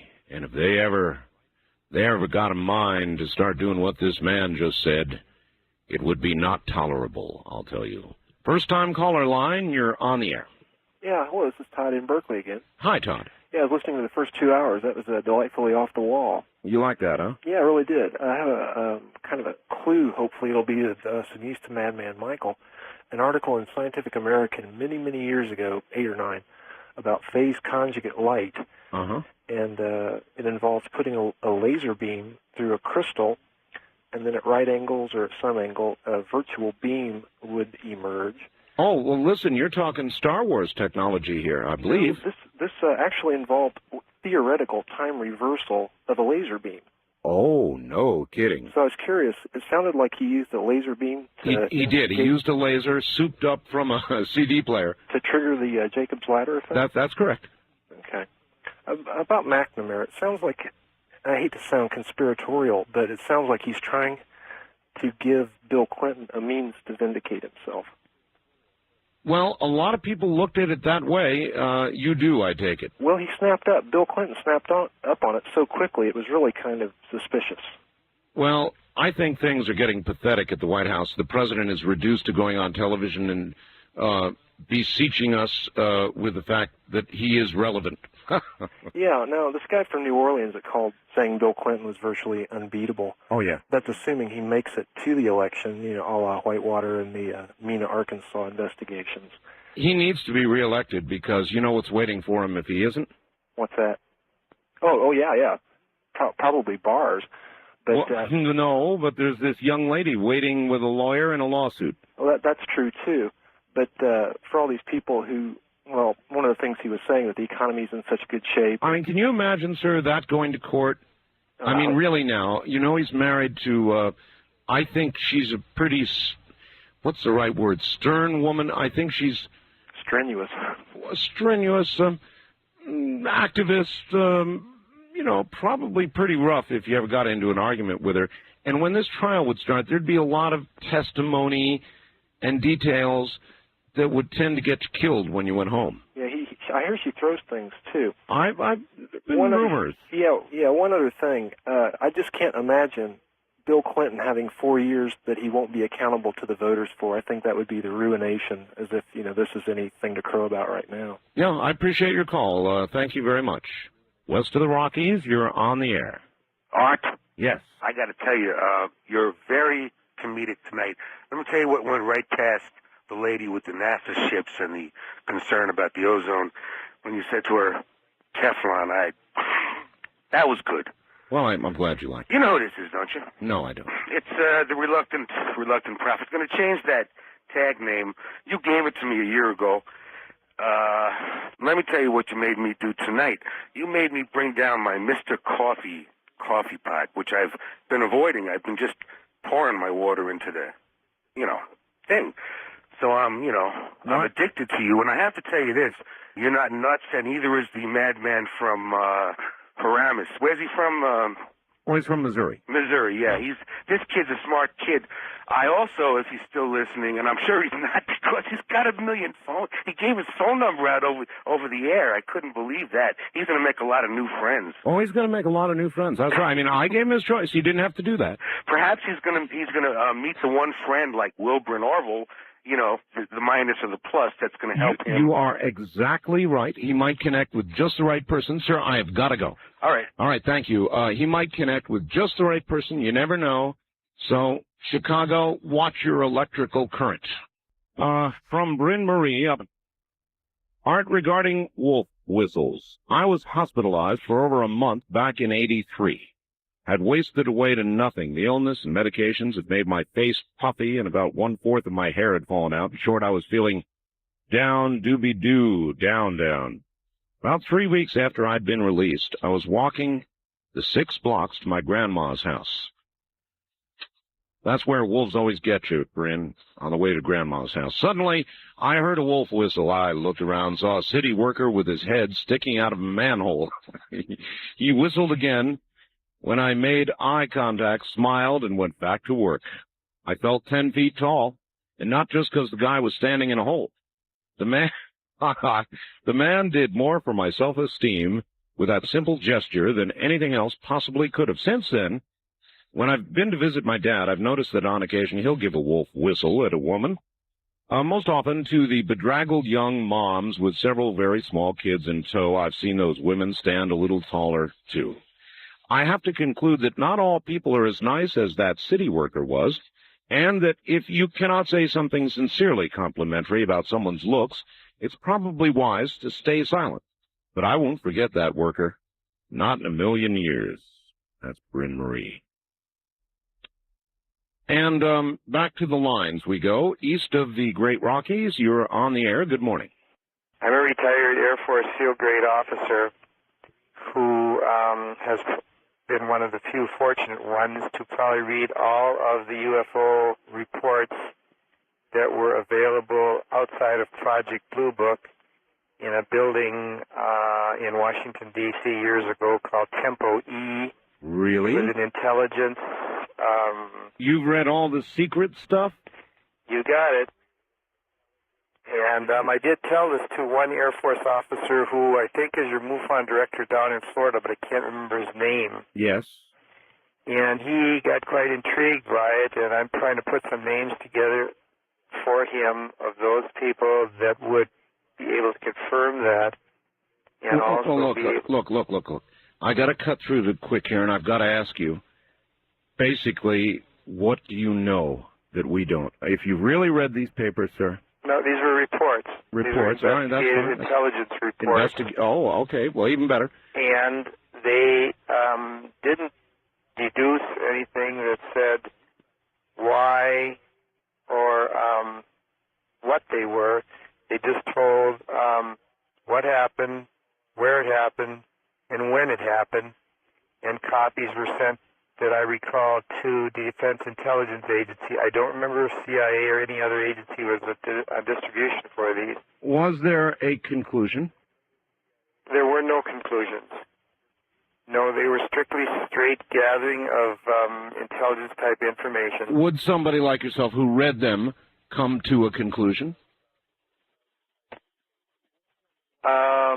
I came to the conclusion that there were many, many sightings that were never reported anyplace else except to this investigative intelligence agency and then just filed, except what they were then subsequently transferred to DI, a Defense Intelligence Agency. Yes. And I'm not sure about the NSA or CIA because it's been too long ago that I've read them all, but there was a room with nothing but 5-drawer filing cabinets, and I had gotten special permission to go in and read them because I was in a special training situation. And I was just interested in the subject at the time. It wasn't until recently, till I moved out here in Nevada, that I've gotten more intrigued because of what we allegedly have out here in Area 51. Did you sign a security statement? Say again? Again, I'll say, did you sign a security statement? No, I was at the time holding the highest possible security clearance available in the Air Force at my level, which was an SSIR clearance, and it allowed me access to special intelligence. Are you violating anything by telling us what you're telling us? No, because I'm not telling you anything that most of the reports were secret. Okay, that's why I asked you. A person reading them like yourself would conclude what? That we are being visited, that there are extraterrestrials, that the UFOs are really craft of some sort built by some kind of intelligence. Would you conclude that? I would conclude that, and I would also deduce that there are many, many, many visits and sightings that have never been reported anywhere except in this data bank of files. Now, whether they've been subsequently reduced to microfiche, destroyed, or what have you, I really don't know. I've never followed up on it myself. I've been told that other people have tried to get to these files, but I haven't had the right nomenclature or coding, and have been turned down by the Air Force because they said we don't have these files. So filing a Freedom of Information Act, even if you knew you were going after, would be of no use. No, they have filed apparently Freedom of Information Act with this agency asking for those reports. However, they've gotten back negative statements. They're not available. They're no longer available. They never were available. You don't have the right file number, the right case number, the right sequence number. And, of course, that's just a way of... All right, let me try one more question. It's irresistible. You are familiar with the nomenclature? Yes, and I reported that to that gentleman in Florida, and I'm trying to think of his name.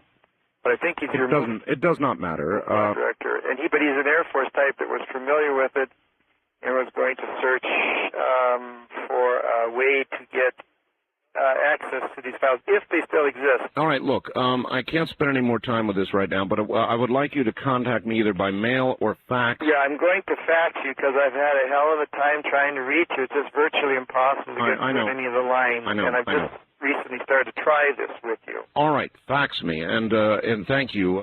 West of the Rockies, you're on the air. Hi, Art. How are you? Fine. I'm glad to hear it. So I wanted to find out how you liked XCOM.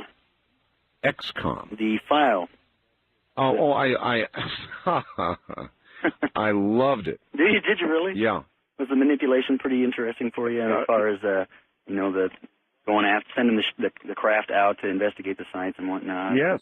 I thought that was a pretty accurate estimation of what, if teams like that exist around the world. Yes, sir. What they would be doing.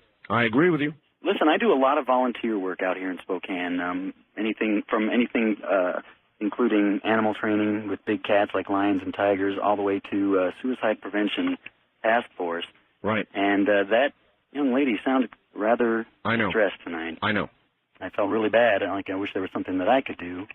But obviously there's no way, for me here in Spokane to do anything about it. But well, hopefully she'll contact me. yeah, that would be nice. Well, listen, I just wanted to call and see how you liked the file and if you got any enjoyment out of it. And Great enjoyment, and I surely appreciate it. Thank you, my friend. Thank you for your show. Take care. West of the Rockies, you're on the air. Hello. Hello. Yes. Hey. Hey. Art. That's me. Hey, this is great. I've been listening to you all over the country, and I finally got a station that comes in clear, and I'm right at home. It's Twin Falls. Twin Falls, Idaho. Oh, yes, that's right. We're on the air now in Twin Falls, right? Yeah, I don't know how long you've been, but when we got home, here you were, and I thought, well, I don't have to listen to you in and out anymore. Yep. Yeah, you're such a good radio talk show host, and probably my favorite of all of them. I don't listen to too many but yours, and I really like to listen to Doc Democrat and. Oh, he hasn't been on this morning, has he? No, I don't think so. And Charlie and Leonard, and it's just fun to hear them, even though I don't always agree with what they say. I think Leonard has things pretty right because I think he reads his Bible a lot and isn't too screwed up by. Well, he occasionally may go off the extremist edge a little bit.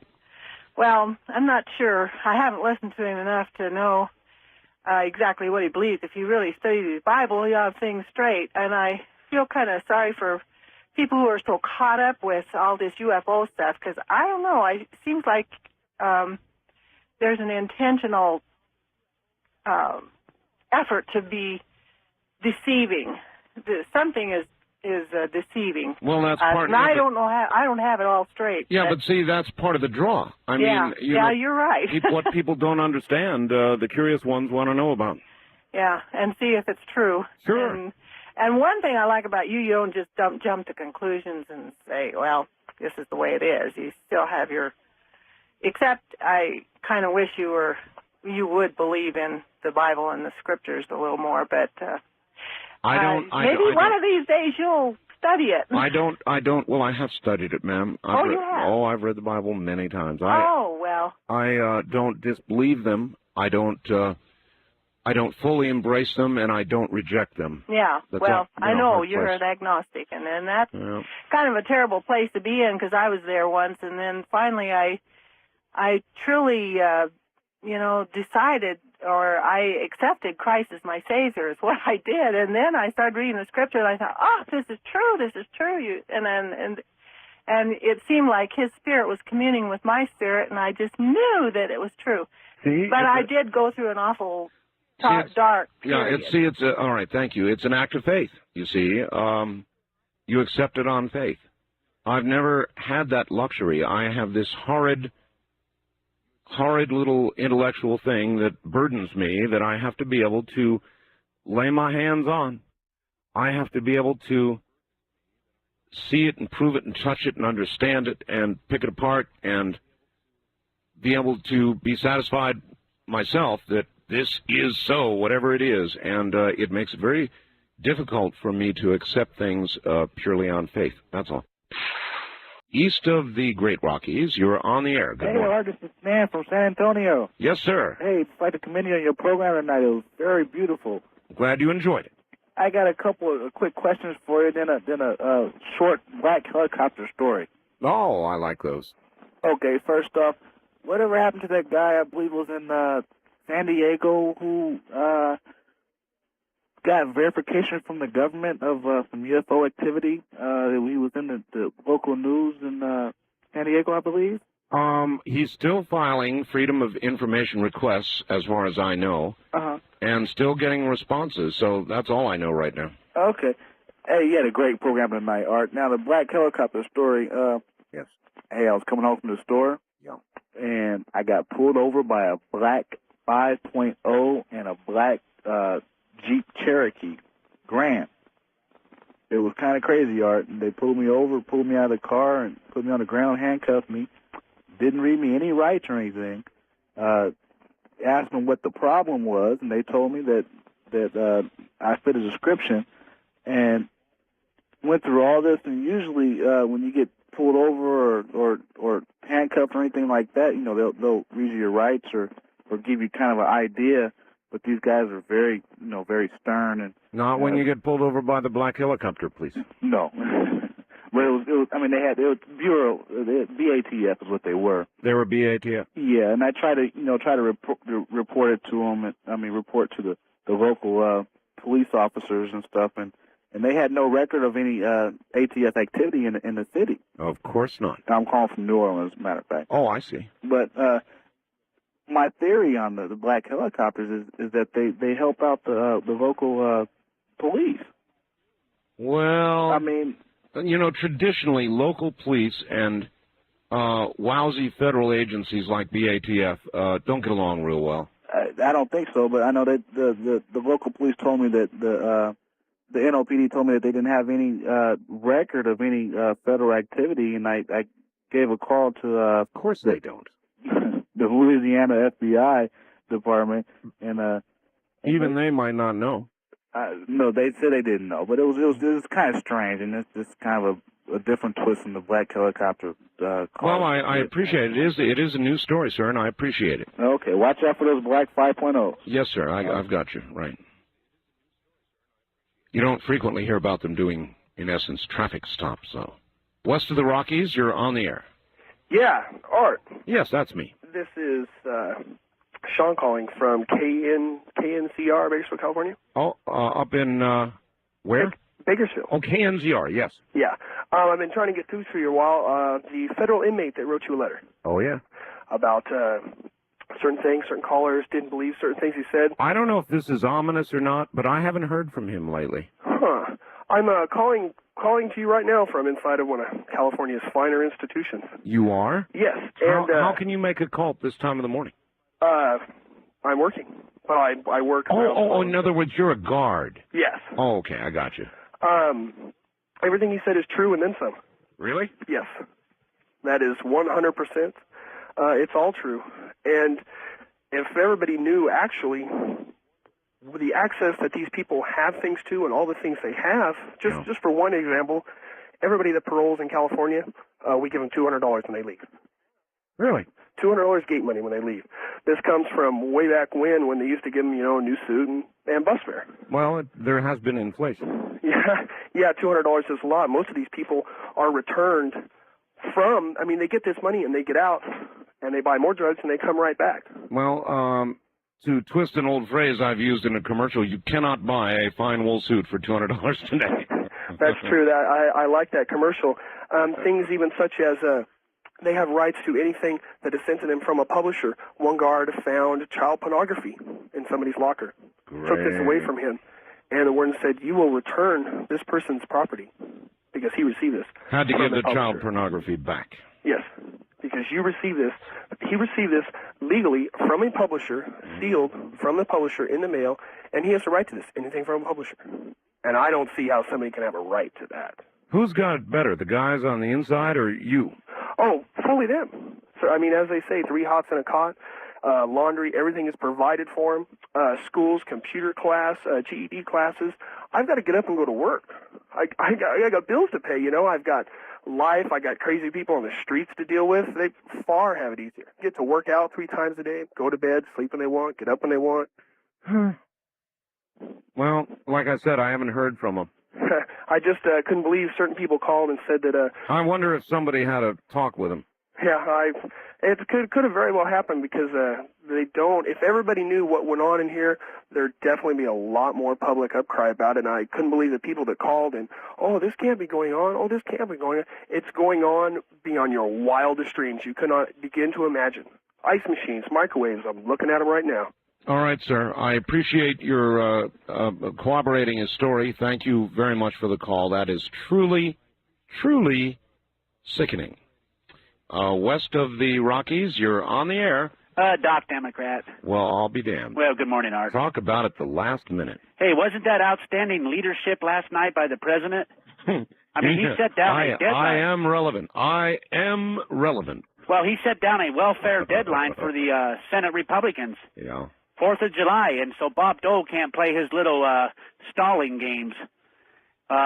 President Clinton was the guy Was that stalling games or Stalin games? It sounded suspiciously like Stalin. No. No, stalling. All right. Delaying games. How's that? I see. That clears it. But anyhow, this president, he's going to get some action done here on these issues because, for 2 years, the Republicans filibustered everything he wanted to do. Yeah. All these ideas, half of these ideas that the Republicans are doing were Bill Clinton's ideas.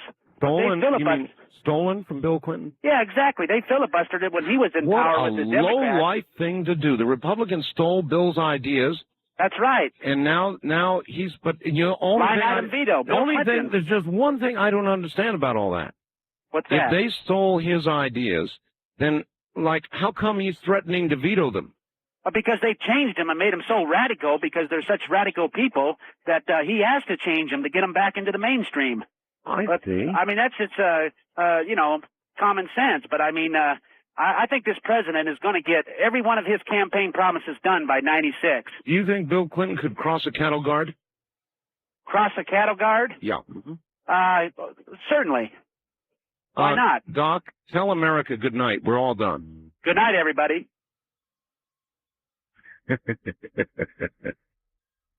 Oh, boy. Maybe nothing will save us. That'll do it. We're out of time. I'm sorry, everybody. We live and die by the clock, and now it's die time. So from the high desert, on behalf of all of those out there who make this program possible, thank you. Good night. Independent sources of information. He wrote a very, very nice article. He's an aviation specialist. He took it to his editor at this major metropolitan newspaper, and he was told, sorry, we don't do articles on UFOs. That, you know, I've reported before, I think, on your programs, but this is an astonishing phenomenon that we see very clearly from our vantage point in Seattle. The local... I stopped and I went back there the next day and I didn't see any remains or anything, but it's still, I mean, I've never seen anything like it before. Mm-hmm. And how long did it last all told, do you estimate, please? About 15 or 20 seconds, I'd say. Uh-huh. And where were you at the time of the sighting, please? I was on Interstate 95, right around Green Cove Springs, Florida, which is between St. Augustine and Jacksonville. Headed southbound, came from the east and went west. It seemed to spend most of the time above my car. Then when it went west, where I could actually see it, it was about maybe 75 or 100 feet in the air above the tree line there, and that's the last time I saw it. It was over like a part forest, part field kind of thing. No houses or any other things around. It was pretty much the middle of nowhere. Okay. Another thing I want to say, when the light was surrounding my car, it was so bright that I think it may have been like directly at the top of my car because I could see it in all directions the same intensity, and also I could barely see my dashboard. It was that bright, huh? Yeah, and I almost crashed the car because I couldn't see the road at all. So by the time it had gone west, you know, I almost ran off the road, I was off the road, and I almost ran into the guardrail. Wow. That was within the last 10 days. And the one thing not illustrated in this cut, I talked with this gentleman for about 15 or 20 minutes, and he described in fine detail some of his impressions of what was going on. There was a tractor-trailer behind his car on Interstate 95. Probably, he estimates, about 10 car lengths behind him. And his impression was that tractor-trailer locked up his brakes. There must be some truck driver out there somewhere in the United States who probably was witness to this incident. And if anybody's listening and knows that truck driver, we'd sure like to talk to him. We sure would. By the way, I should point out, for those who are used to listening to Linda Moulton Howe in this segment, Linda Moulton Howe is down with a serious case of the flu and has been since last Monday with a temperature of about 102, the same thing I went through. And so that accounts for Linda's absence this evening, and as a matter of fact, your presence, Peter. Sure happy to have you here. It's delightful to be here, and I'm missing Linda's report. I look forward to it every week. Well, she'll be back next week. It's overwhelming. That is in itself, by the way, a story I've never seen a flu year like the one we're having this year. Hospitals are packed, emergency rooms are overloaded. It's really strange. Yep. Anyway, you have a number of audio clips for us. We do indeed, and I think we'll be playing them throughout the program. And one thing I'd like to preface with, too, Art, is that I would like to release some information about those sightings over Arizona on the 13th of March that I have revealed in only very limited circles in the past.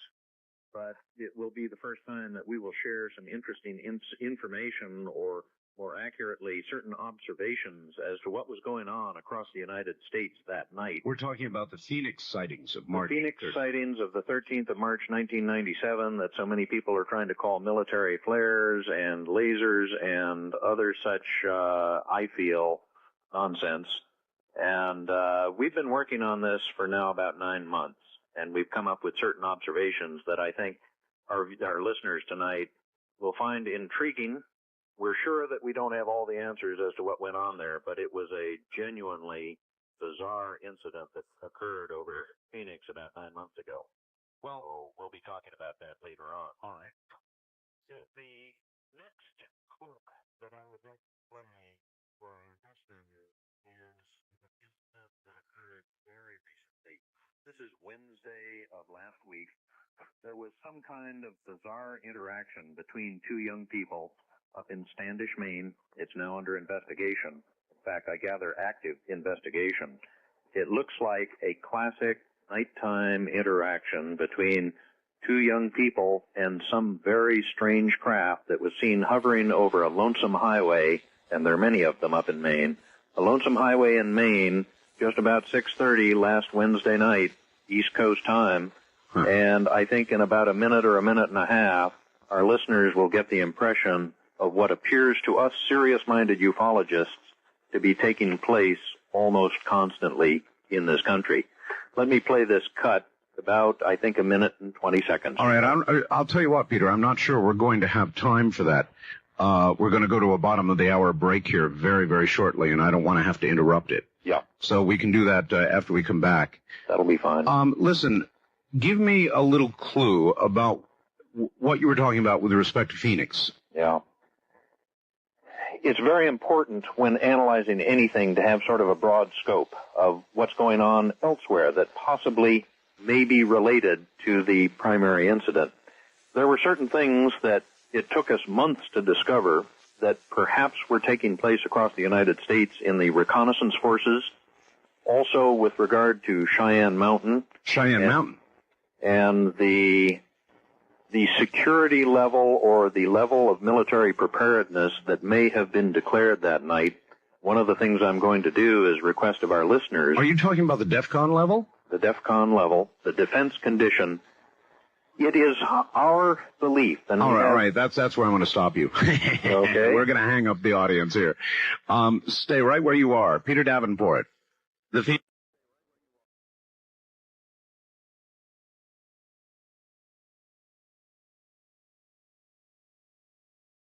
Was simultaneously going on at Cheyenne Mountain and elsewhere?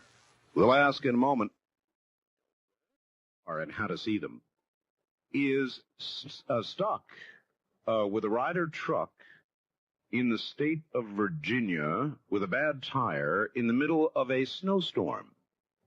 And he called us on a cellular phone. So there you have it. Mark Smith will not be with us this evening. He will be tending to his bad back, trying to get his vehicle out of the snow in Virginia, and we will schedule him for a future Dreamland. Just thought you'd want to know. In the meantime, go to my website and take a look at the link I've got up there. If you jump over to that, you'll see what human auras really look like, courtesy of whoever put that website up. It is a superb example of human auras. That's at www.artbell.com, and it's there right now. Go take a look. In the meantime, Peter Davenport is here, and I guess to keep the train of continuity on track, we will pick up with the whole Phoenix business. Now, March 13th, something gigantic was over the city of Phoenix. 2 million people below. Something really, really big. It wasn't flares. And apparently there was more than just that going on at that moment. What else was happening, Peter? Cheyenne Mountain? What's going on? Yeah. Well, I should get my disclaimers in first, Art. All of what I'm about to say may be the product of pure coincidence. We don't know. It's an angle that we have been working on quietly for the last 6 or 8 months, ever since that massive sighting over Phoenix on the 13th of March.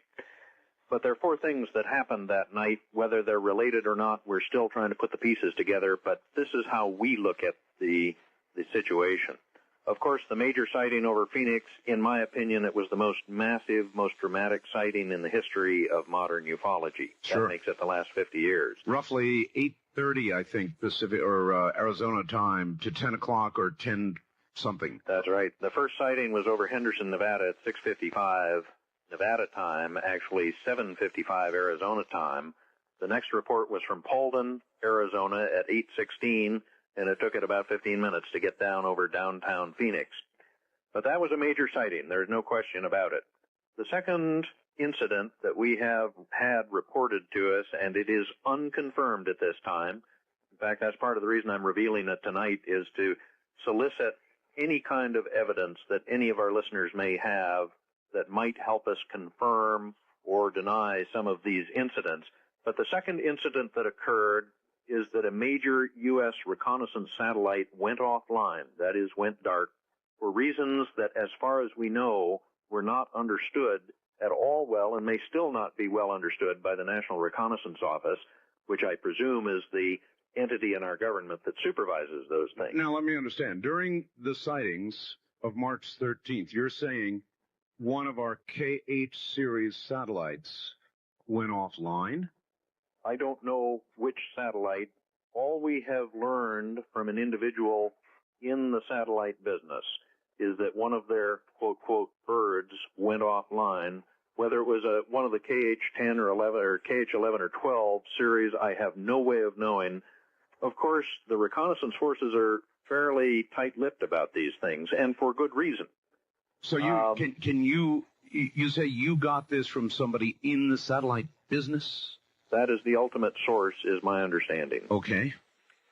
The third incident of interest, and we have not been able to confirm this either, but it comes to us from what appears to be a reliable source, is that U.S. military forces were put on an elevated state of military readiness on the night of the 13th of March, 1997. That was the same night, of course, that the sightings occurred over Arizona. An elevated state of alert.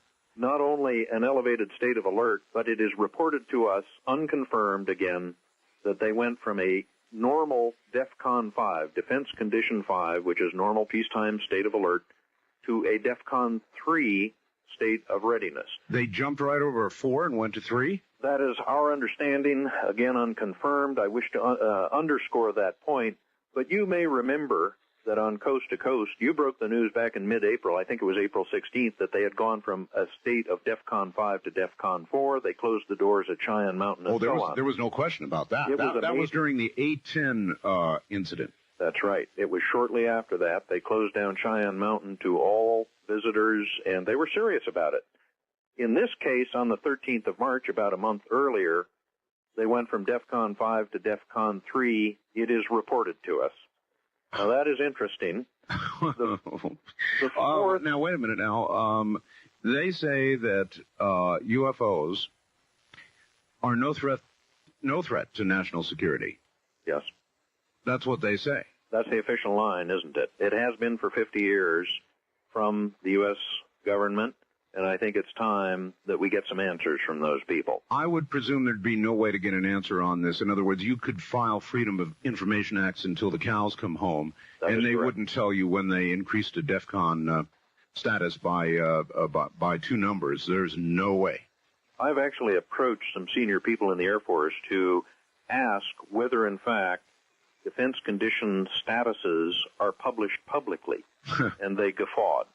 They said, we can sometimes release that information if we wish to do so, but we are by no means required to do it. They can go all over the map with those defense conditions, and the American public would never know the truth of the matter. So again, while the incident was going on in Phoenix, the DEFCON level was rising at Cheyenne Mountain. That is a possibility. Good heavens. That is what we think may have happened. And if there's anybody out there listening to us who could either confirm that fact or prove to us that it was not the case, we would welcome the information in either case. And I encourage people, please do not break the law to get that information to us. In other words, if there are people out there who have made secrecy pledges, we do not ask them to come forward. Don't break them. We have no way to protect you. That's right. But if they can direct us to publicly available information that would give us evidence or hopefully proof that would help us confirm some of these things, we would be more than grateful. And one thing I feel compelled to add to that, Art, is that please, if you call the UFO hotline in Seattle, and I'll give that number out before the program's over, please recognize that this number may be monitored. We have no way of knowing whether that's the case or not, but do not risk your own reputation or job or safety or any of that to get that information to us. Oh, I'd lay money on it. That's my feeling, too, but we try to avoid those paranoid thoughts up here. After all, we make it very clear that any of the data we have is available to anybody. It doesn't matter whether we're monitored or not from our standpoint, really. There is another Cheyenne Mountain story that broke, I don't know, a month or 2 ago. And I have no confirmation of this as well. I don't know if you've heard about it, but I was told that there were quite a number of employees or people who worked at Cheyenne Mountain, apparently civilian employees who worked at Cheyenne Mountain, who stumbled on some information that scared the hell out of them, Peter, and they took their families and left Cheyenne Mountain and went to South America. Mm-hmm. Now, I don't know whether you've heard that story or not. I have. I've seen it on the internet, Art. There you are. Reports. There you are. So that would be another one that I would like to have confirmed. If anybody has any information about that at all, I would have them contact you, and we will give that number out here shortly. So the Cheyenne Mountain went to a higher DEFCON status, is the story. What a coincidence, Peter.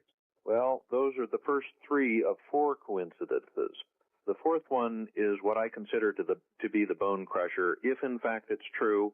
And again, I say this is surmise on my part, but the same night that the incident occurred over Arizona, 13th of March we're talking about again, was the very night that President Clinton injured his knee to the degree that he required extensive surgery the next morning. My goodness, I recall. Yeah, that was the night, and it occurred to us immediately.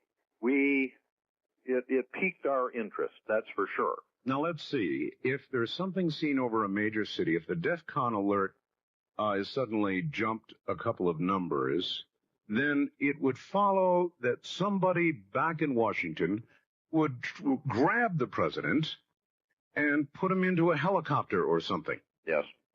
That is what immediately occurred to us. It is part of the reason that we did not reveal this information or even conjecture about it now for 9 months. We have been working at trying to confirm these things. We still have not been able to confirm them, but if my theory is correct, and it is only but a theory, this is the scenario that I see in my mind's eye. An incident occurs over Arizona. The evidence is overwhelming, and I have a tape that I can't play on national television or national radio, Art. We are fairly certain that incident over Arizona precipitated the scrambling of 2 F-15 fighters out of Luke Air Force Base. Oh, really? Now, the commanders of Luke laugh and guffaw in response to this query. They say, but we are only an F-16 base. They are exactly correct. I accept what they say on that point, except for the following exception. There is a branch of the Air Force that I believe is referred to as Ready Alert. Whenever the president or vice president or any important dignitaries fly over the United States, they are chaperoned by fighters. Absolutely. They fly cap over the individual's aircraft. That program, to the best of my knowledge, and this is unconfirmed, the best of my knowledge, it's referred to as a Ready Alert unit. There are such units, small units, all across the United States prepared to scramble at a moment's notice to chaperone the president's aircraft. Now, we believe that there may have been, and may still be, a Ready Alert unit at Luke Air Force Base. They used to fly F-15s, so it is not illogical to argue, I feel, that Luke Air Force Base would have all the hardware, everything necessary to support a small unit of F-15s. The other line of reasoning I apply is that if you are a commander assigned the task of protecting the president's aircraft, right, the aircraft of choice would be a twin-engine aircraft. That's the F-15. They have 2 engines in them. Correct. In lieu of the F-16, which is a single-engine aircraft. Presumably, if you're a commander looking forward to your next star or promotion and or a comfortable retirement, you would never want to have to apologize for the president for not being able to scramble aircraft to protect Air Force One, and you would not choose an F-16 to fly that mission under normal circumstances. Now, I am groping in the dark. I am conjecturing. This is pure surmise. It's important that our listeners understand that. I was an Air Force brat, but for 1 year as a kid, and I've never served in the Air Force. What I'm applying is logic here. Now, the scenario I see in my mind's eye is if that object that was over downtown Phoenix and its wingspan was measured in miles, Art, whether 1, 2, or 3 miles wide, we don't know, but it was intercepted by one of those 2 F-15s that photographed it with its gun camera. Now, under a circumstance like that, I presume word would get back to Cheyenne Mountain. Cheyenne Mountain would send word to the White House or to wherever the president was at the time, and the cover story or the report is that the president was in the home of Greg Norman. I think he's an Australian golfer who has a home in Florida. And he tripped on the carpet in the wee hours of the morning. We don't know the circumstances of that, but I must say, at the time of that report in the papers, it seemed as though the White House was attempting to gloss over the details of that incident. Oh, they absolutely did, yes. They didn't. You know, under normal circumstances, you'd have photographs of the stairs where he fell. There would be fiber analysis of the carpet, the marks on the banister where he hit his head, et cetera, et cetera. I speak facetiously, of course. So obviously you think they were trying to spirit the president out, and he tripped and hurt himself. And then we found out the next day, after everything had quieted it back down and the DEFCON numbers returned to 5. Yeah. That is a possible scenario, and I seek information if there's anybody out there who can help us either confirm or deny any of these alleged facts or surmises that I've revealed here. We would welcome the information. And the number? The number in Seattle of the hotline is area code 206-722-3000. And they can contact me there, or they can send us a correspondence if they'd like to use the mail system. Our address here in Seattle is the National UFO Reporting Center, of course, and our P.O. Box is 45623, University Station, Seattle, Washington, and the zip code is 98145. All right, and we'll get that on again later if everybody will get a pencil and a paper ready. Peter, in the meantime, something occurred in Maine just a few days ago, and we have just enough time to get that on. Yeah. This was an interaction between a young gal and with her brother with something up over Standish, Maine. Let me just play the tape, and then if we have time left over, we can talk about it. Sure, Here we go. We break in. And my brother saw something that he thought was an airplane, and he said, "You think that's an airplane?" And I said, "I don't know, I can't see it." And then we got there, like, it wasn't too high up in there. It looked like maybe 3 telephone poles up in there, and it wasn't moving. So I pulled over, put my hazards on, and looked up above me, and it looked like it was almost shaped like a square, like a diamond, but with a very vague, like maybe octagon thing around it. And then there was 4 bright white, yellowish, really bright lights on each corner. And then in the middle of it, there was a blinking red light. And then my lights shut off, and I didn't shut them off on my own. And then I got a really weird feeling, and I couldn't move. I was just staring at it, and then all of a sudden, all the lights went off, and then I blinked and looked over, and it had moved across the street over some trees because we had gotten out of the car to look at it, and the lights went out. So when I looked up again, it had moved because we thought it had gone away, and it was across the street, like way over with its lights on, but this time it was moving. When you said the lights went out, does that mean the lights on your car went out? Yeah, the lights on my car went out. And I was feeling like really tingly and stuff. My insides were feeling like really tingly, and I couldn't move. And then, so we waited, watched it, and it was just like hovering like over us, just like not moving, just like swaying like side to side. And then the lights went off, so we thought it was gone. And then when we looked back up, it had gone across the street diagonally, but there was like no noise or nothing. And it was just like going. It was very odd. Okay.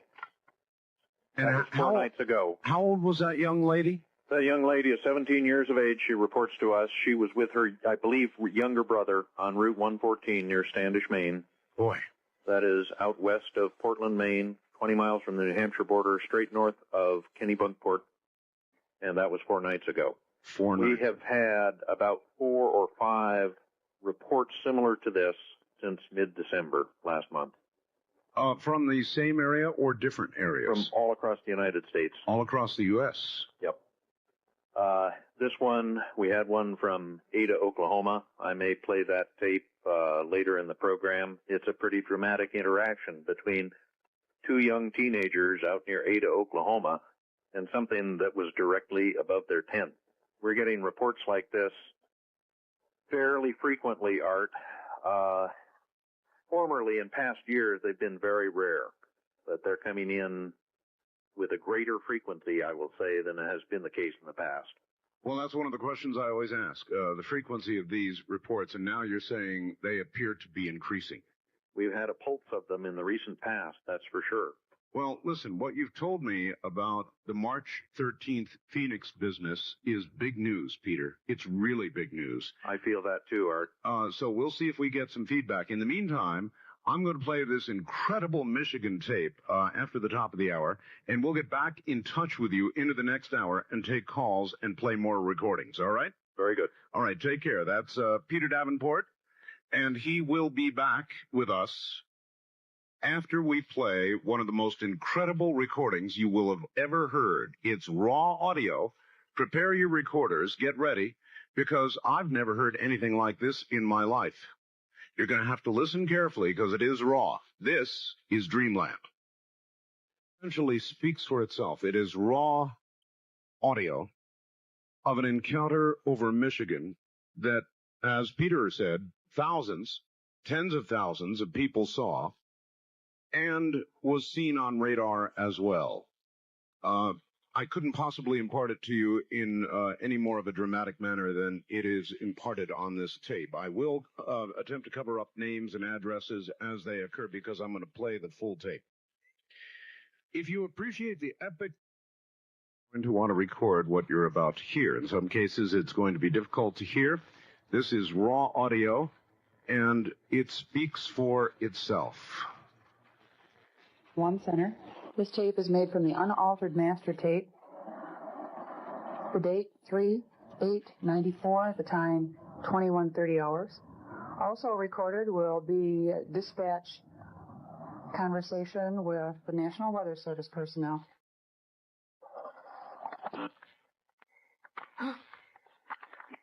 Have you heard anything about these lights that are flickering up here in the east-southeast area? It's like a group. It looks like a string of Christmas lights that's way up in the sky. And we wondered if you had heard anything about it. Not a thing. Wow, you might have somebody take a look. It's different. I've never seen anything like it. It's like UFO. I don't know. It's strange. But it's right out east-southeast. It's way up. And it's just like a circle of a lot of different lights flickering. And it's different than any airplane. Okay, your address, please. All right, we're not going to allow the address to be given out over the air. We're going to cover that up. Looking out the front of our house, it's, Dale, what direction did you say that was? East-southeast. And that's when you're coming down 16th Street, right to Country Club Road. If you look to your immediate, just to your lower right, they're right there in the sky. It's just something we've never seen before. Okay, we'll have somebody check it out. All right. Thanks. Mm-hmm. Bye. You're going to hear a lot of this in between calls. Just random tape noise. You're hearing a 911 dispatcher. 911? Yeah, is this the police? We do the dispatching from Services Center. Okay, I don't know if you guys do anything on UFOs at all. I got real... Okay, again, a cut and a wait.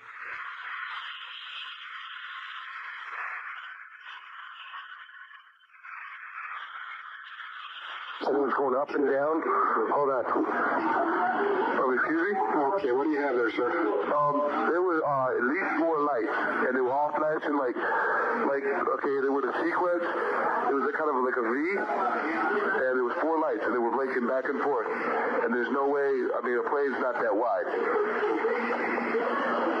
And then it went down to 3 lights, and it started spinning around, like it was a circular motion. Then it started going up and down, and then it went to 2 lights, into the same thing, and now it's 1 and just spinning in a circle. Okay, what's your name? All right, we're going to cover that up as well. By now, the 911 dispatcher is becoming a believer. Okay, and you're at 419 Stratford? All right, we're going to hold that, too. Okay, we'll have somebody stop by and see you. Okay. Okay? Thanks a lot. Thank you. By now, he's wondering what's going on. Central Charlie 2-1, sending one down.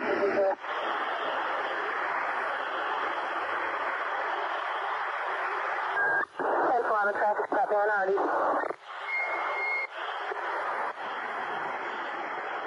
Now listen very carefully. 911, you guys busy? I call that not a really emergency. We just called them off the UFOs. They're out there. They ain't airplanes. Yeah, we've got a car on the way over there, let's see, right now. I've got a couple other calls. Really? They see them too? Where are they now? I mean, are they... They're just kind of hanging there. They came up as a group and then they kind of split. I bet some kind of hot air balloon or helium balloon lights on them. Okay. They ain't airplanes. Yeah, we've got a car on the way. He was coming from the downtown area, so he's... They're kind of hanging in the general area. It's like maybe the wind might have broken them apart like they would be balloons maybe. I don't know. Okay, so we got a call from Stratford Way, and that's where he's heading first, and then he's going to head over to yours. Okay, yeah, they're dead south of us now. South of you? Yeah, we're on 16th Country Club. Okay. All right, thanks. All right, thank you. Yeah, bye. Yeah, brother. By now, the 911 fellow wants to know what's going on. He's about to make a call. Central Dispatch?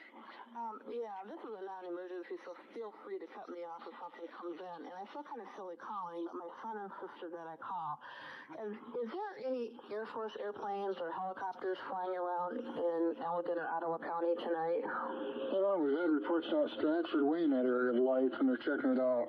Stratford Way? Yep. Now, where would that be? We're right on Ottawa, on the county line. Yeah, it's down in that area. It is? Highland City. Pardon? Right down, it's by Highland City. Okay, because he saw them heading southeast of the county line of Ottawa and Allegan, probably right on the Kent County line, I would imagine. Okay, yeah, we've got them checking it out. They say it's something to do with radio towers down in the area. It has something to do with what? Radio towers down in the area. They were in the air. Why don't you tell them what you saw? Okay, I was at a real high hill, right on the county line there. And it was like at a 45-degree angle to the ground. There was like probably 4 or 5 lights, and they were all flashing right in a row from the top all the way down to the bottom. And it was sitting there for a while, and then it leveled off, and then it moved southeast. It was up in the air quite a bit. Okay, yeah, we got an officer down the area checking on it right now. Okay. Okay. It took off real fast. Okay, yeah, we'll let them know. All right. Okay, thank you. Bye.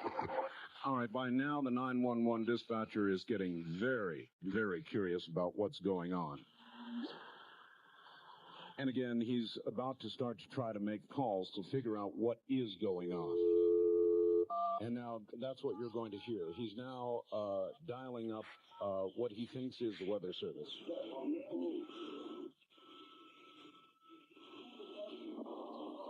You have reached the National Weather Service office in Muskegon, Michigan. Phone calls are answered during normal business. All right, so he decides that that is not a good number, and so he's going to call a number where he can reach a human being. That's what you're listening to the 911 dispatcher. There we go.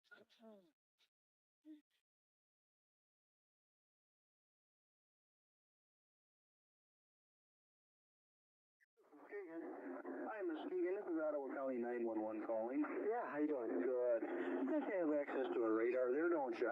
Yes, we do. You do. You getting anything weird down in the southern Ottawa County area? Anything weird? Hold on for a second. Okay.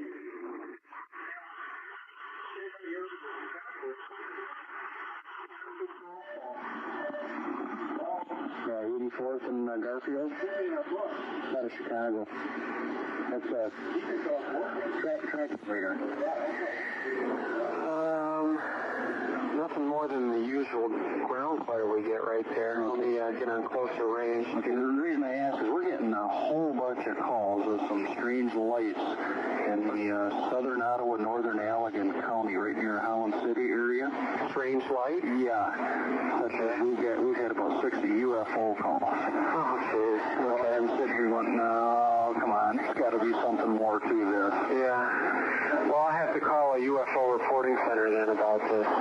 It's just, we've had a couple of them, and we got an officer out there right now, and he says the only thing he sees right now is the tower. What they had done is replace their lights.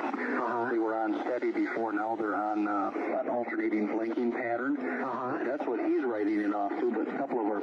cars, or the citizens are saying, well, yeah, but they seem to be moving. Well, are you standing in the same spot you were before? No. Well, that would make a move to me, you know. I mean, you're standing on one side of your house, you go to the other, yeah, they're going to give me a different location. So I was just kind of curious if you noticed anything, or anything on there at all. I'm looking at it in the vertical now, and I'm not really, let's see, wait a minute, there's something right there. Okay, let's see what that is. Looks like, there's a large return down there. Let's see, that looks like, it's up about maybe, well, it disappeared, but it was up about 6,000 feet in about, could have been in plane, I don't know, but it was pretty big. Wait a minute. Sure that was. Yeah, they're getting a bunch of weird ones down there, and like I say, now it's starting to, appears to be moving a little bit south. Yeah, okay, well, it moved. Let's see. Yeah, there's something big down there. Wait a minute, that's really strange. I get it down at,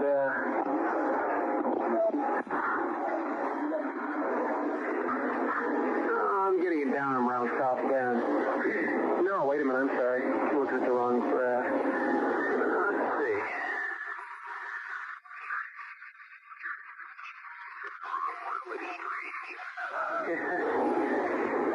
If I can find the right overlay, I can see exactly what I'm seeing here.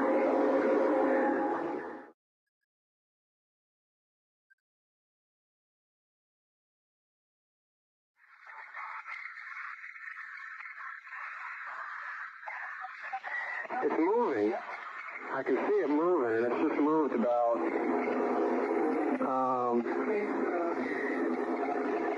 well, let me get the range through. Let's see.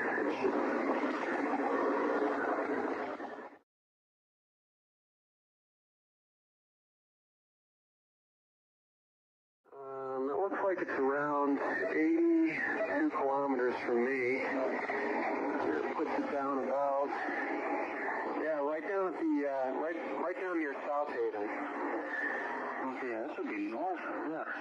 And, right at the Allegan-Ottawa County line. Okay, now I lost it. Yeah, oh, there it goes. Okay, it's moving. It's moving towards the, west-southwest. And it looks like a big blob. Yeah, that's the way it was explained to us. And it's not, I think it's almost off the scope. Let me go to another. This is weird. Let me go to another, let's see.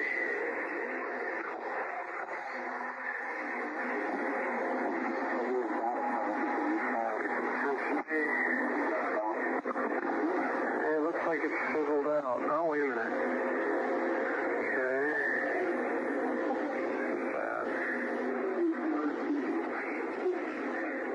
Yeah, it was up about 6,000 feet or so. And unless that was a, really seeing it, okay. And I can't, it disappears. It's moving because, one pass is here, the next pass is gone? yeah. Well, I got it on manual now. I'm just kind of, I'm continuously radiating on it. And looks like it's steady right now.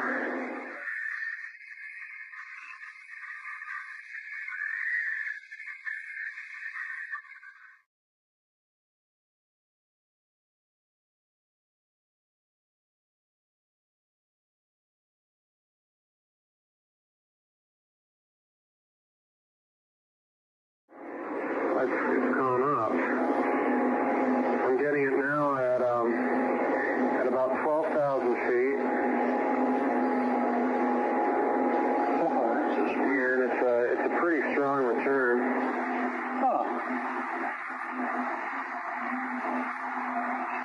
But yeah, I've never seen.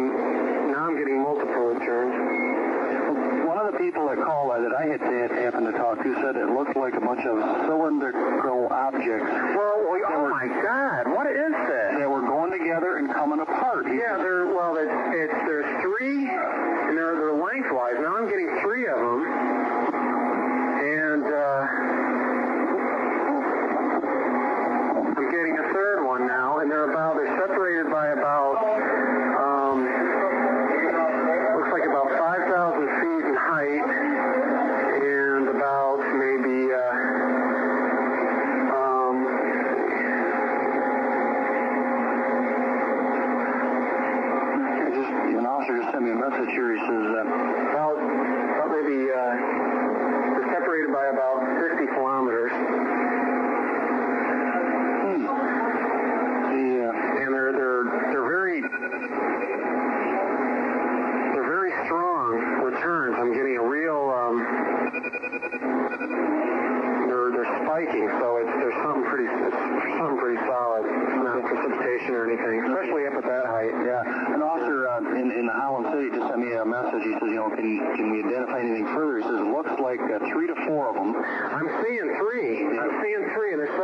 by, they look like a triangle on my scope. I'm looking one around down by, let's see, I'm seeing one down near South Haven. I'm seeing another one over Lake Michigan about northwest of Benton Harbor, and another one over, west of, or east of Benton Harbor, which would be near, looks like Decatur. So I'm seeing three of those. They're very strong. Now I'm getting another one down in Berrien County. These are huge returns. I've never seen anything like this. Not even when I'm doing storms. These aren't storms. They're just popping up all over the place. This is strange, yeah, because the officer says it's green and red lights. It does not look like an airplane. Okay. They come together and then they separate, and they just keep doing this all the time. And you're seeing that? Yeah, I'm seeing three returns. They've moved positions now. South Haven looks like shed more light.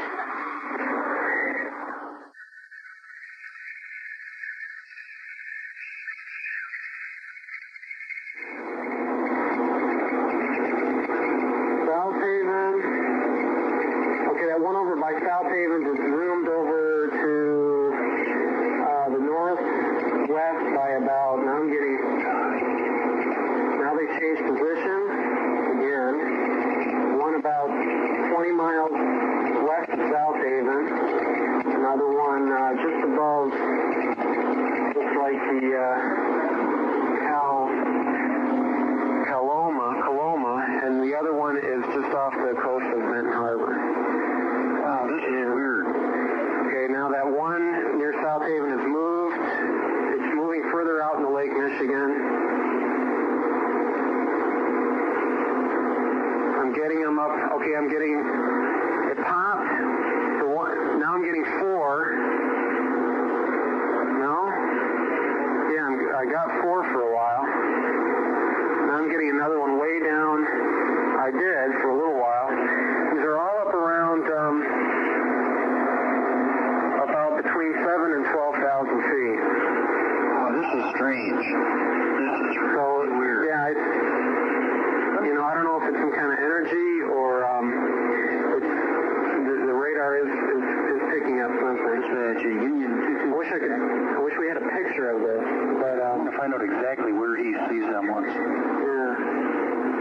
Union can you size objects south of Union or right overhead?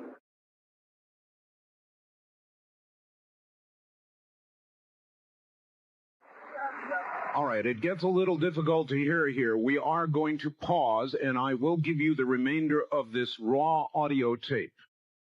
Have we got you interested? You're listening to a National Weather Service radar operator who, incidentally, after doing all of this, according to Peter Davenport, was arbitrarily transferred out of his job.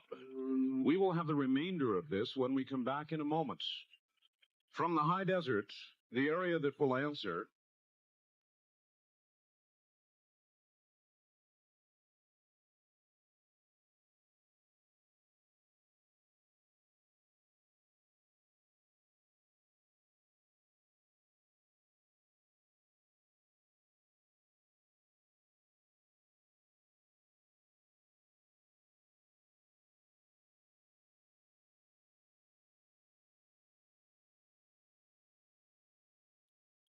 You're hearing Dreamland from the Kingdom of Nye with Art Bell.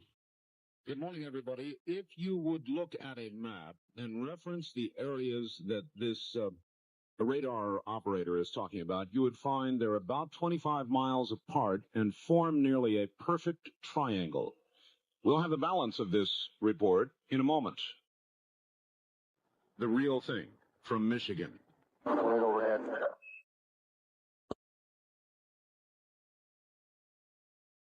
Listen carefully. One that's our southwest from 16th and Country Club area. Yeah, he says they're southwest of Holland City. So that could be that one by Benton Harbor if it's up that high. This is really weird. Yeah, I was getting 4. Okay, now they've moved position again.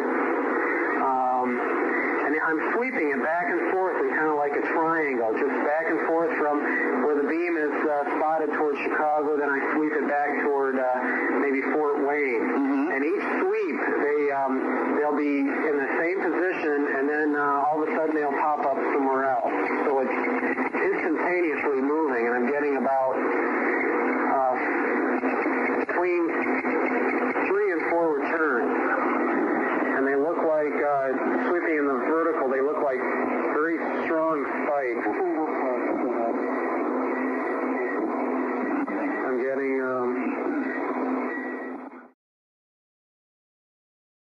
really weird.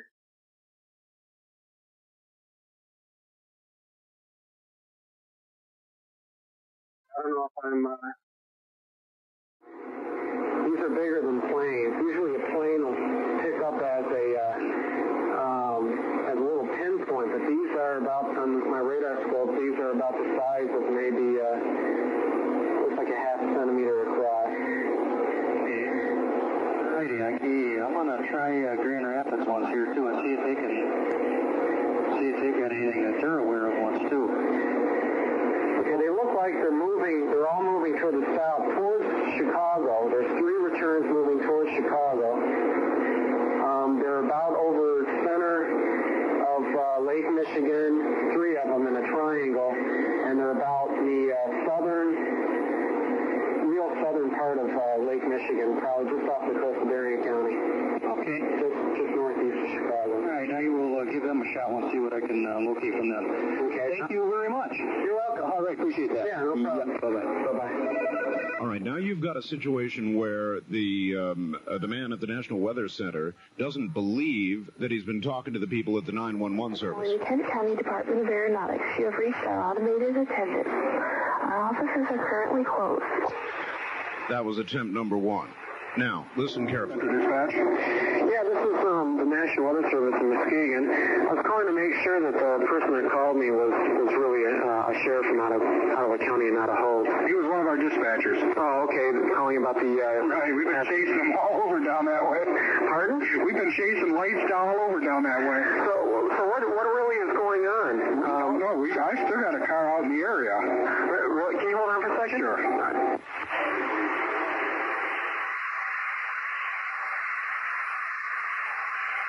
All of this has never been played on the air before. Did Ken fill you in on the weather service at all, Jim? Hello? Hi. Yeah, okay. So what were these things look, what do they look like? I don't know. We got a report of something going through the air with lights on it horizontally, 3 to 4 lights, going at a high rate of speed up and down and all over the sky. And I bet we've had 5 or 6 calls. Right. And they've all been in the South Holland area. South Holland? Yep, from South Holland down to Overijssel, down in that area. Overijssel? Right. Okay. And what color were the lights? I didn't really get what color they were. Okay, yeah. Well, I did pick up, I picked up about 3 to 4 blips, and they were big. They weren't planes, because planes usually show up like as a little pinpoint that move through on the scope. But these were bigger. These were about the size of half a thumbnail on the scope, and they were up about between 5,000 and 12,000 feet, and they had real strong returns with them. And there were 3 of them. They bounced all over the place, but the general movement of all 3 of them were towards Chicago. I pretty much gave up looking at them when it reached just southern Lake Michigan, right towards Chicago. So I did see something, and I've never seen anything like that before. I don't know, if it's some kind of an atmospheric phenomenon. I hear they have, I hear the Northern Lights is going on. I got a call from Manson saying that the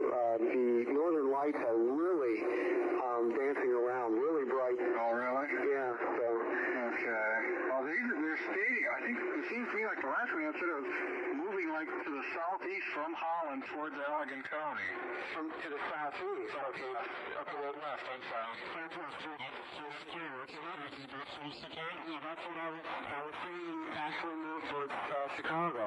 Great. I wish we had a recording of what I could see. Yeah. Well, actually, there's some blips showing up on the computer part, and this is being recorded, so there is going to be a recording of this, so if they can, you might be able to see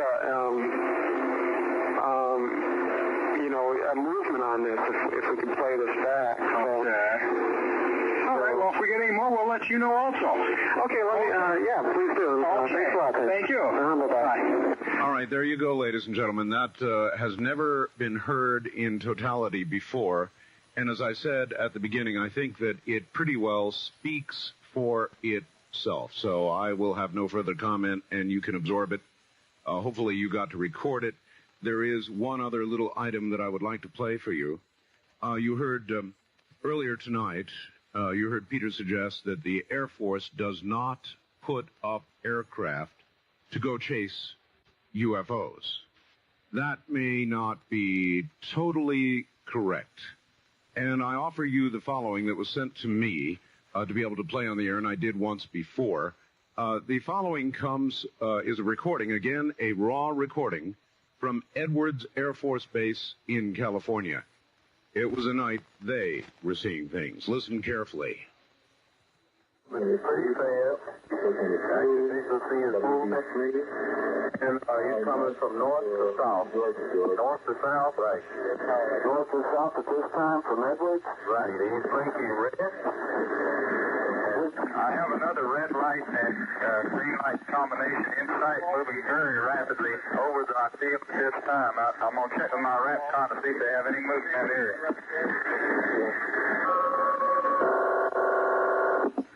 Phoenix ASO.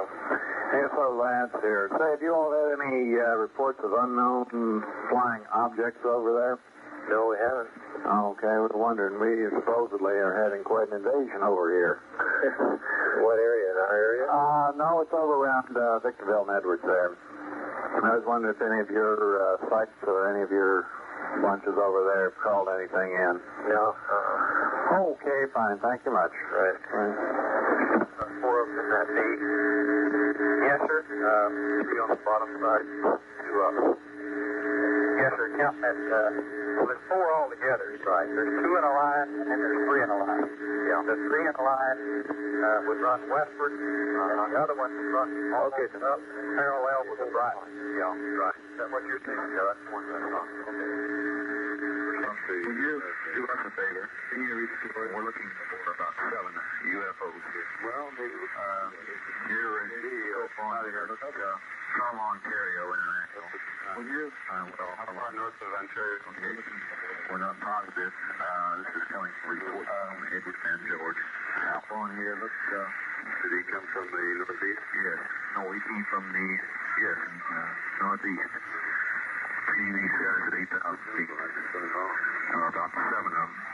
They're red, white, and green flashing lights. They have been sighted visually. And they're climbing now. And we wonder if you're painting them. We're trying to get a cross-section here. They're red, as I think. Also, the 2 towers, the George Tower. Also, on Edwards Tower. Oh, yeah, describe it for me. Yeah.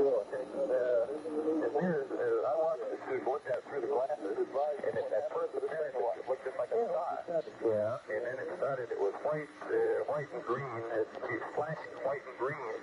And on what appears might be the bottom. At first appearance, it looked just like a star. Yeah. I mean, it's not intermittent flashing. It appears to be fading. I see. In other words, they're like fades in and out. They're in a different flag. It's not flashing. Similar to what aircraft anti-collision lights go to. Oh, yeah. It definitely isn't moving that flag. Will they send an interceptor? Listen carefully. let's go to our hot sites around here. Let's see if we can dig up something. It's definitely changes color from white to red, or white to green, and red. The red flashes strong enough to block out the rest of it for the naked eye. So it appears to be white color from white to green to red. Can you get any form out of the thing, what it looks like? I haven't checked it. It appears to move a lot closer to it than I checked it with the glasses. Is it getting brighter or what? Is it getting brighter? Well, it appears to be quite a bit brighter. It's hard to tell sitting in a lighted room looking out a window at it.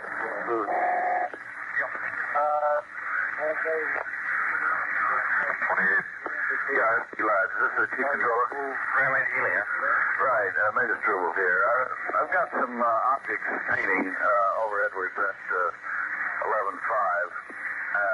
Edwards is observing them from the ground. Two towers observing them, and we're carrying them on height and radar. They're flashing white, green, and red. Edwards is observing, and we have a track on them, Kilo 157. They're heading west. They're at this time approximately 20 miles west of Edwards. At 11:05, there was we talked to Center. They didn't have anything on it, but heading west through the area at 14 grand. And he had no joy on them. Center queried the bird. Let's see, I'm holding them now with the bird that flew through the area 50 miles west of Edwards. 50 west. Yeah. Now, talk to the sergeant, the UFO people at Edwards. In the first place, I should tell you that Norton UFO referred this back to Edwards as being in their area. The lieutenant is the UFO responsible officer in bed, 3 miles away. The sergeant should tell you doesn't have any authority except just to report to us. They haven't requested a scramble or anything. My question would be then, do you want us to shake this lieutenant out of the pad and see if he wants to request? Edwards said they had no capability based off of going up and looking. Now we're painting a lot up there and everybody's seeing it. So, do you think we ought to check this lieutenant out of the pad and see if he wants to request we go up and take a look? It might be... Well, they haven't raised him yet, They haven't called him? Well, I told him to hold off until I talk to you. The sergeant is reluctant to call him until he feels like he needs to because it's being 3 o'clock in the morning. Yeah. If you have such a good paint and everything on him, I think it'd be worthwhile if you give him a call. Yeah, that's my feeling, too. Right. And then if he... Mostly in that area, if he should request a scramble, we could probably take one of the guard birds, deuces up that thing. Yeah, that could be okay. Yeah. Right. Okay. All right, there you are. All I give in here is special 13 for unsafe target. Okay, let's put a special 13 in on 157. Oh, 157. All okay there? Right, thank you. And so they scrambled and went up and took a look, and that's what occurred at Edwards. So if you have any question in your mind about whether or not the Air Force does respond to things that it sees when it paints them with radar, there you are. All right, well, that has been quite an hour, and I hope many of you out there who are skeptical are sitting there at the moment sort of shaking your head side to side in a bit of wonderment. Once again, from Seattle, Washington, here is Peter Davenport. Peter? Hi, Art. Hi. Stirring tapes. Really interesting stuff. I have a lot of responses. I've heard these tapes before, of course, in past months and years. But it is proof positive, I feel, that the Air Force clearly addresses the UFO phenomenon seriously. Indeed. And they send hardware out to look at it from time to time. Indeed. No question about it. That would have been the case, certainly over Edwards. I imagine, as you pointed out earlier, it was probably the case when they had the Phoenix sightings here not long ago. That's my suspicion. That's for sure. I understand that while I was playing those tapes, you were taking a UFO report simultaneously. That is correct, which underscores just how busy we can get here on certain occasions. But a person who's listening to us in the Sacramento area just called in to report what he and I believe his wife saw while they drove north on I-5 near Walnut Grove or near Sacramento, generally in the Sacramento area, yesterday morning, Saturday morning, the 31st of January, 1998. Right. They saw an object.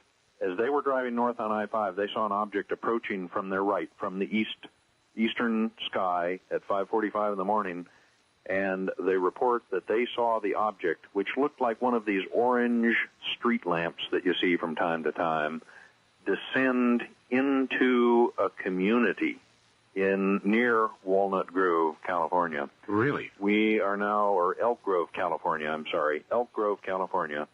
The object, I'm not going to share with our listeners quite yet what the reported shape of the object was, because if there are any other reports out there, we'd like to get them from those people, from the observers, witnesses. Without tainting what they might report. Yeah, we try not to contaminate incoming data, of course. But it underscores the fact that this is taking place all the time. The Michigan tape, of course, hops one theory, one myth, that these sightings don't occur on radar, one. Number two, they don't occur around populated areas. Many of our listeners may not know where Holland, Michigan is, but it's right, as you pointed out, perhaps right on the eastern shore of Lake Michigan, directly northeast of Chicago, sort of directly east of Milwaukee. And that's right in an area where aircraft coming from the east to land at O'Hare are beginning their descent into the Chicago area. And I think they cited altitudes of between 6,000 and 11,000 feet. That's intermixed with, no doubt, many aircraft, the crews of which may have seen those objects 4 years ago. It would be interesting to have some of the control tower tapes. Yes. That would run simultaneously with this as well. No question about it. I mean, that man watched these objects, well, for how long? For about 30 or 40 minutes we sat here and we listened to the fellow say, look, there they are. Yeah. Oh, my God, look at them. Now there's four of them, and they would go, and then they would suddenly reappear miles and miles and miles farther on. They could cover tens of miles, apparently, in a very, very short period of time. A couple brief stories. One, our center here, my predecessor, Robert Gribble, played a significant role in alerting people out in Michigan as to what was going on. They had taken one call, and Bob Gribble quickly called the state director of Michigan, who in turn, I believe, alerted the National Weather Service rather than the FAA. The FAA does not have much discretionary radar, is my understanding, but the National Weather Service does. They can turn on a radar and direct it or focus it in any direction. So they call the right people. Yeah, and that's part of the reason that people were alerted to this. Also, one thing I can add to that Michigan report 4 years ago is at about the same time that was all occurring over Michigan, we had a dramatic sighting reported to me personally over the University District of Seattle. One of my very good friends from a coffee house where I am a frequent denizen called me over when I walked into the coffee house that Tuesday night, the 8th of March, 1994, and he said, Peter, have I got a story to tell to you? And he said, sit down here and listen to this. Just a few minutes prior, he and a girlfriend had been walking north on the University Avenue in the University District of Seattle. They had had an object come from behind them at altitude directly overhead. He said it looked like burning magnesium, brighter than a flashbulb, that came from the southeast, went right over their heads, headed north, and then it did a triple sudden jinking turn, left and right, left and right. Then it did about 180-degree turn back to the southeast and went streaking and disappeared behind buildings. Anyway, Peter, we've got to break off here. It's the top of the hour. We'll be back with Peter Davenport. More audio for you and your calls. This is Dreamland.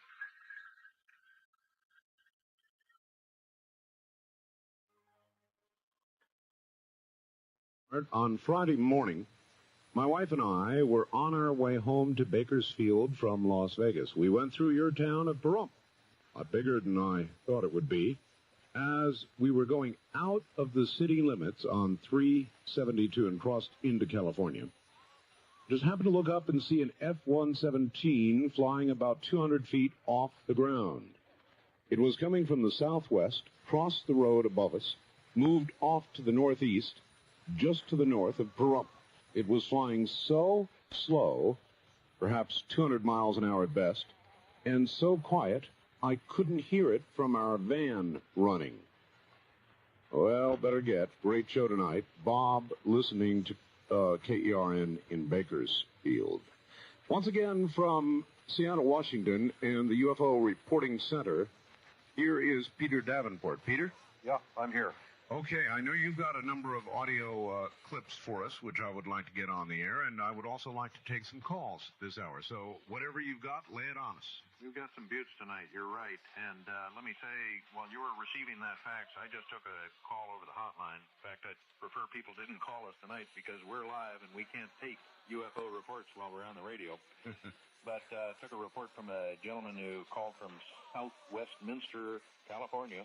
He was reporting his sighting within the last day or two. I don't know the exact date yet. But let's go on to the next audio cut I have. This was made just about 2 years ago. It comes from Michigan. I don't mean to pick on those folks tonight. We seem to be coming down hard on them. But a lot of people think that UFOs are not seen from aircraft or near commercial aircraft. I would like to play for our listeners tonight about a 2-minute and 15-second audio cut of a conversation I had with a commuter pilot from the state of Michigan, from Saginaw, I believe. And we'll leave to our listeners' discretion what this man may have bumped into over Saginaw, Michigan. This was on the 27th of February, 1996, just about 2 years ago. Let me play what he had to report. He and his co-pilot and a plane load of passengers saw about 16,000 feet above Michigan 2 years ago. Here we go. Okay. What'd you see? We were between layers of clouds. There was a layer at about 3,500 feet, which was tops. Couldn't see any lights from any cities. We went through Cleveland and Detroit. You couldn't see anything. We were in the clear at 16,000 feet. There was another layer, I'd say about 20,000 feet above us. You couldn't see the moon. So we were definitely, you couldn't see any light out from nothing else. I'd say, now Cleveland would have this better than I would. I'd reckon we were about 90 miles out of Saginaw, Michigan. And out of nowhere, it just appeared this big, bright, white light right in front of us. And, you know, I was concerned that it was going to hit us. You know, I just figured it was another airplane, and we just, all of a sudden, it turned on its lights, and there it was. It was airborne because we asked for lower, because, I mean, this was at the same altitude as we were, so I wanted to get lower. So we started to go lower. I descended through 9,500 feet, and I was looking at it, and it was above us. Cleveland was trying to get an altitude and location report, and I said, I believe something on the tape said, I said it was about 10,000 feet. And I said, I will guarantee you it is airborne. Well, we were cleared down to 4,000 feet at that time. And I started to level off. And I looked up, and it was right in our window again. And when it would jump, it was a matter of less than a second. It was over there. But you could see like a, I don't know, flash. Like a, I don't know. Just a little trail of the path it took. You know, if it was just myself and my first officer that saw it, to be honest with you, I probably wouldn't have said nothing. I probably would have told him to keep his mouth shut because I'm not getting into all this stuff. But other aircraft saw it at the same time when I did. There was a Northwest commuter that saw it, and another private airplane was a puffball. And then around it, like a ring of, and the first officer I was flying with, we couldn't even depict a color. It was just fluorescent swirl of bright light. Bright, different light. It wasn't like a red or green, nothing. A fluorescent swirl? Fluorescent swirl of white light. Later in the conversation with this pilot, he described it as a frisbee-looking object with lights around the periphery of it. We heard him say that it could streak out, leaving a streak of light in the atmosphere, and then it would streak back, so it was right on the nose of his aircraft. He requested clearance to descend. He was at 16,000 feet between layers, flying to the northwest over Saginaw, Michigan. He got clearance to descend. He put the nose of the aircraft down. They went through, they hit the tops of overcast below them at 3,000 feet after having descended about 10,000 feet. He didn't know what was going to happen in those clouds. When he came out the bottoms of those clouds, the object was gone, fortunately. Anybody who can sit out in the audience tonight and listen to all of this and not understand that this planet is being visited, I think has a closed mind, Peter. That is my impression, too, Art. And again, my only raison d'etre, the only reason I do this, is to bring to the American public, to those individuals who might like to know what is really going on, bring to them the evidence and the information, thanks to Dreamland and Art Bell, what is really going on this planet. It is clear that the U.S. government is going to be the last ones to inform the citizens of our country what is really going on, and that they know is going on. After my meeting with representatives of the federal government just about 7 months ago, I know that they are aware of this. Actually, you didn't tell the Dreamland audience about that. You had two representatives of the government who came to see you and identified themselves and said essentially what two. Well, if I said two, I erred. I'm not sure I've ever identified the number of people with whom I met back in May of 1997. Okay. And we did not meet in Seattle. This was a meeting on the East Coast. They called me in April. They said, we believe that the National UFO Reporting Center may have information that we could find useful. And the principal focus of their interest at that time was TWA 800. They said, we've been to some 400 websites or so. We've settled on yours as perhaps having the information that we're looking for. They said, we prefer not to be identified. We do not want the press knocking on our door. Can you meet under those terms? We said, yes, we can. We prefer openness, but if somebody has a need for discretion, we will honor that. That is our policy. I met with them, and as I reported to the coast-to-coast audience, and I will report here again, I feel it's very important, Art. They sat down for a 4-hour meeting, and at the very beginning they said, Peter, let us make our position clear so you understand where we're coming from. A, we know the UFO phenomenon is real. B, we know it is what it appears to be, namely craft, ships, or objects coming presumably from other parts of our galaxy or the universe. And C, we are a little bit worried about it. That is the reason we're meeting with you. A little bit worried about it. Yes. And if I were to identify either the individuals and or the entity of the government where they work, 99.9% of our audience tonight would understand immediately with whom I was meeting. Again, they are not the type of people who take a half a day out in a busy schedule to meet with a UFO investigator unless they consider it to be very important. How much of that meeting are you free to disclose? I will talk about what we discussed openly in a general sense. They posed to me a couple of questions that were a little bit alarming to me. One was, anyway. One question they posed to me was TWA 800. Again, that was the focus of the meeting, the reason for the meeting. They have certain reservations about the information that is coming from the NTSB and the FBI with regard to the reason for that accident. The second question was the one that really shocked me, and I think I can almost duplicate it verbatim. They said, Peter, what evidence does the National UFO Reporting Center have that might suggest that there could be a body of individuals working within the federal government in an extra-constitutional fashion? That is, a group of people who are working independent, perhaps, of the Constitution, let's say in a renegade fashion, although that is my term, that is not their term. Those are questions put to me by very prestigious people in the federal government of the United States. So you gave them essentially all you had that might be relevant? We gave them everything I could provide them in that venue, as we will for anybody. We're an open body. We argue that all UFO data should be made available freely to the American public as a service to them.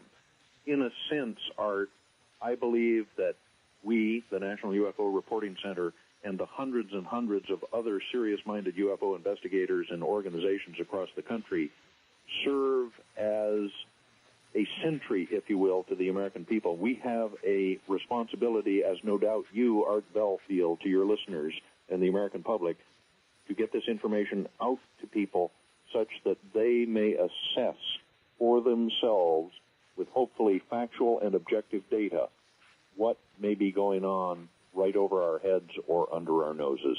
All right. I want to ask you about this, and we'll treat this subject tenderly, but for years, the major reporting agency for things of this sort has been MUFON. Yes. And when you see something, MUFON will send you a form, and you will fill it out. I've done it. I had one tremendous sighting of my own, as you well know. I remember two of them, actually. And that's right. But one really major one with the triangle. Mm-hmm. And I filled out a MUFON report and sent it in, and never heard another word. Now, you're very public. You're on my program. You're on, I presume, other programs from time to time. Mm-hmm. And you willingly tape and put out over the air exactly what you get. Generally, when you file a report with MUFON, it's my experience that it kind of disappears into a black hole, and the public really never hears about it. Mm-hmm. I have heard these comments, but I must say, Art, that I'm really not comfortable in discussing what other people or other organizations do in this field. How do you know? The field is rife with these internecine battles that take place between personalities, and first of all, I choose to avoid it. It drains my energy and wastes my time.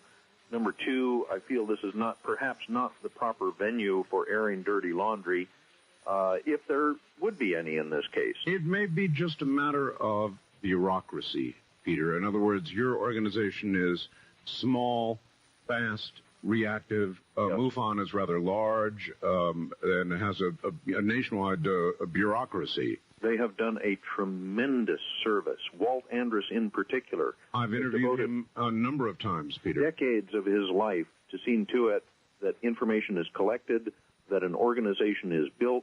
He is to be nothing but highly commended. Wouldn't you imagine that the people who came to see you would have gone to see the people at MUFON as well? They may have. I don't know. I presume MUFON would be as discreet as we try to be, in which case we would have heard nothing from them. We would expect to hear nothing from them under any circumstance if they made a pledge to honor that anonymity of the people who came to us. Okay. They may have gone to other people as well. All right. If you have any other tapes you'd like to share with the audience, let us do that now. At the bottom of the hour, coming out of that, we'll take some phone calls. Why don't I play a short one? A lot of people think that these UFOs do not appear in settled areas, let's say. Let me play a short tape. I think it's only about a minute or a minute and a half. A report we got from a young woman just a mile north of downtown Seattle, in which she reports what she saw on the 2nd of January, Friday night. Here we go. All right. Okay, sure. I was on my roof with my telescope looking at the moon, and I was just gazing up in the sky, and there was an airplane that was kind of crossing the moon, and of course I was just staring at it, and right across where the airplane was flying, of course the airplane was at a higher altitude than this object, and I'm staring in the sky, and it was this huge looking, almost boomerang-looking shaped object with about, I would say, 50 to 70 lights, and they were dull lights. They were about maybe orange, yellow, but very dull, almost like a rust color. And they weren't flashing, and it was just kind of moving very slow across the sky. And it was going towards, I would say it was going east. Maybe not east, well, I would say east. And it was just kind of moving really slow, and then it kind of went over this golf course that was just built around my area, and it's a really very illuminated golf course, and when it got to the lights, it just kind of disappeared. I couldn't see the lights anymore. That was a mile south of downtown Seattle. Boy. I must say that we received but one report on this. This is not confirmation of the event. And this young woman was very sincere, very bright. As you can hear, she's very eloquent. Obviously. And she was out testing a new telescope that her boyfriend had given her for Christmas. And if it were not for hundreds of other reports that the UFO Reporting Center here in Seattle has received, much like this. In fact, we got a doozy of a report from England in response to the Coast to Coast program Wednesday night. Really? Very, very similar in appearance to what this young woman just described in this audio cut. And we are getting reports of those things from all over the country, in fact, from around the world now, thanks to the Internet and thanks to the Art Bell programs. This appears to be happening with, I would say, from my standpoint, an alarming frequency. All right. I want to do as I did the other night, and I want to tell everybody in the audience that your organization is a volunteer organization. It's a nonprofit organization. It's an organization that operates on a severe shoestring. And if people in the audience would like to donate $5 or $10, it would be extremely welcome, and it would keep you going. And I think it's very, very important that you keep going. In fact, you should be able to add to your staff, if anything, and you're an incredibly valuable resource. So I would like you to give the phone number and or the address where people could send $5 or $10, and I know you don't want more than that. That is correct from the standpoint of independence, and it's terribly kind of your Art to mention that issue. One of the things we'd like to do is vastly increase the amount of data we can take in and get back out to the American people. We take no salaries, but let me give that address now quickly, Please. if I may, and we'll give it again maybe later before the end of the program. Sure, go ahead. It's the National UFO Reporting Center, P.O. Box 45623. Next line is University Station. That's a post office in Seattle, and it's Seattle, Washington, and the zip code is 98145. And I am terribly grateful to not only you, but to those many people who have now sent very modest contributions to us. That's going to allow us to do a great deal more work. I understand. Once again, the National UFO Reporting Center, P.O. Box 45623, University Station, Seattle, Washington. And what's the zip code, please? The zip code is 98145. 98145. Very good. All right, hold tight, Peter. We're at the bottom of the hour. We're going to come back. If you have any more tape reports, we'll get those out and then go to the phones. How's that? We do have some. All right. Stay right where you are. I'm Art Bell. This is Dreamland. You from Jerry Glass, the State Section Director of MUFON in Riverside County, California. Okay. He says, let me say on the outset, Peter Davenport buys the official story, but many within MUFON do not. On April 9th, Dr. Stephen Greer was holding hearings in Washington, D.C. An A-10 was missing, Heaven's Gate debacle was taking place, Cheyenne Mountain was closed down. At the same time, an airliner traveling from Alaska to San Francisco spotted a gigantic UFO. It was sighted from the ground. A GOES-9 satellite picked up and photographed a UFO purported to be 25 miles in length. The satellite photo, later said to be a computer glitch. However, it was picked up on the satellite's 5 different sensors, including heat-seeking. Therefore, it could not have been an illusion. Best regards, Jerry Glass, State Section Director, MUFON, Riverside County, California. Yeah. It's an interesting comment, and I would probably agree with a lot of what he says. I believe at this stage, Art, that the news that we broke over your program may have been in error on the GOES-9 satellite. I talked to the very engineer who built the satellite, who was quite familiar with the data telemetry system, and I am satisfied tentatively that that engineer knew exactly what he was talking about, and we stand corrected by what he has shared with us. It looks as though that was a data drop.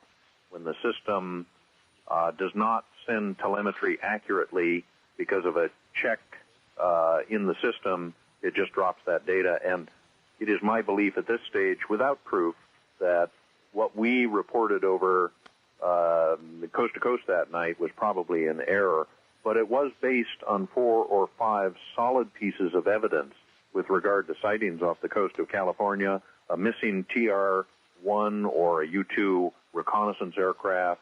Whether that's confirmed or not, I don't know, but I don't believe one was lost. I'm not sure.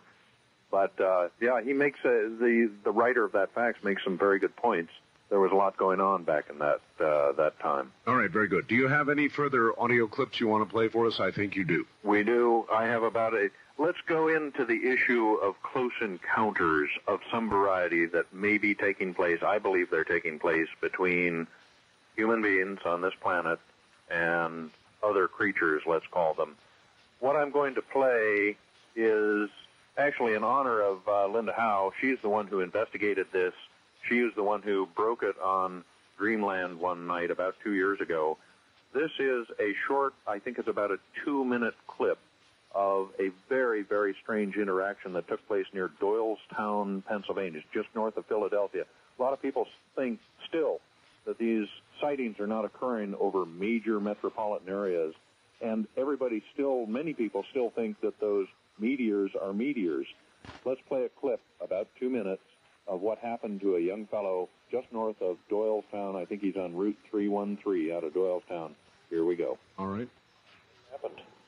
Well, okay.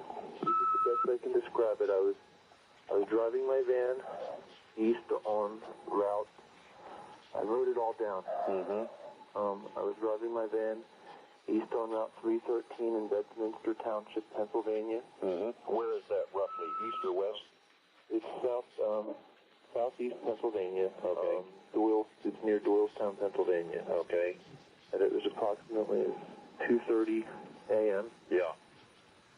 First thing I saw was 3 shooting stars, one right after the other. They were very, very bright. Like the brightest I'd seen.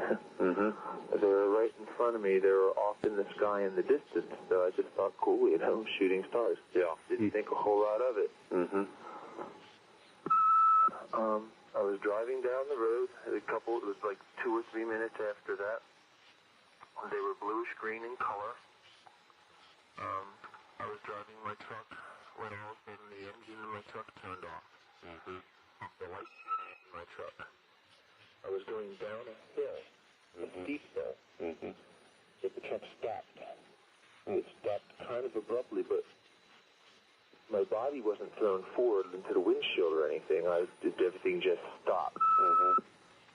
I don't know how else to describe this except I felt something move through my truck. Really? You ever go to a rock and roll concert? Years ago, yes. Okay, you ever see one of these laser beams they shoot out across the Oh, yeah, sure. Okay, it felt like that, but only it wasn't some... I may seem a little hysterical right now, I'm sorry. I'm sure, I know they're upsetting. It can be upsetting experiences. Well, what freaked me out was, after that happened, after I felt something pass through the truck, I couldn't move my body. I went to turn my ignition. The first thing I thought was, my truck started, and I went to turn at first I reached up and I turned my ignition key and nothing happened. I mean, it didn't click, it didn't anything. The truck was on the hill, it was stopped dead. Then I felt this thing that I can only describe that way. There's no color to it. That's the only way I can describe it. And I couldn't move my hand. I went to turn the key and I couldn't move my hand.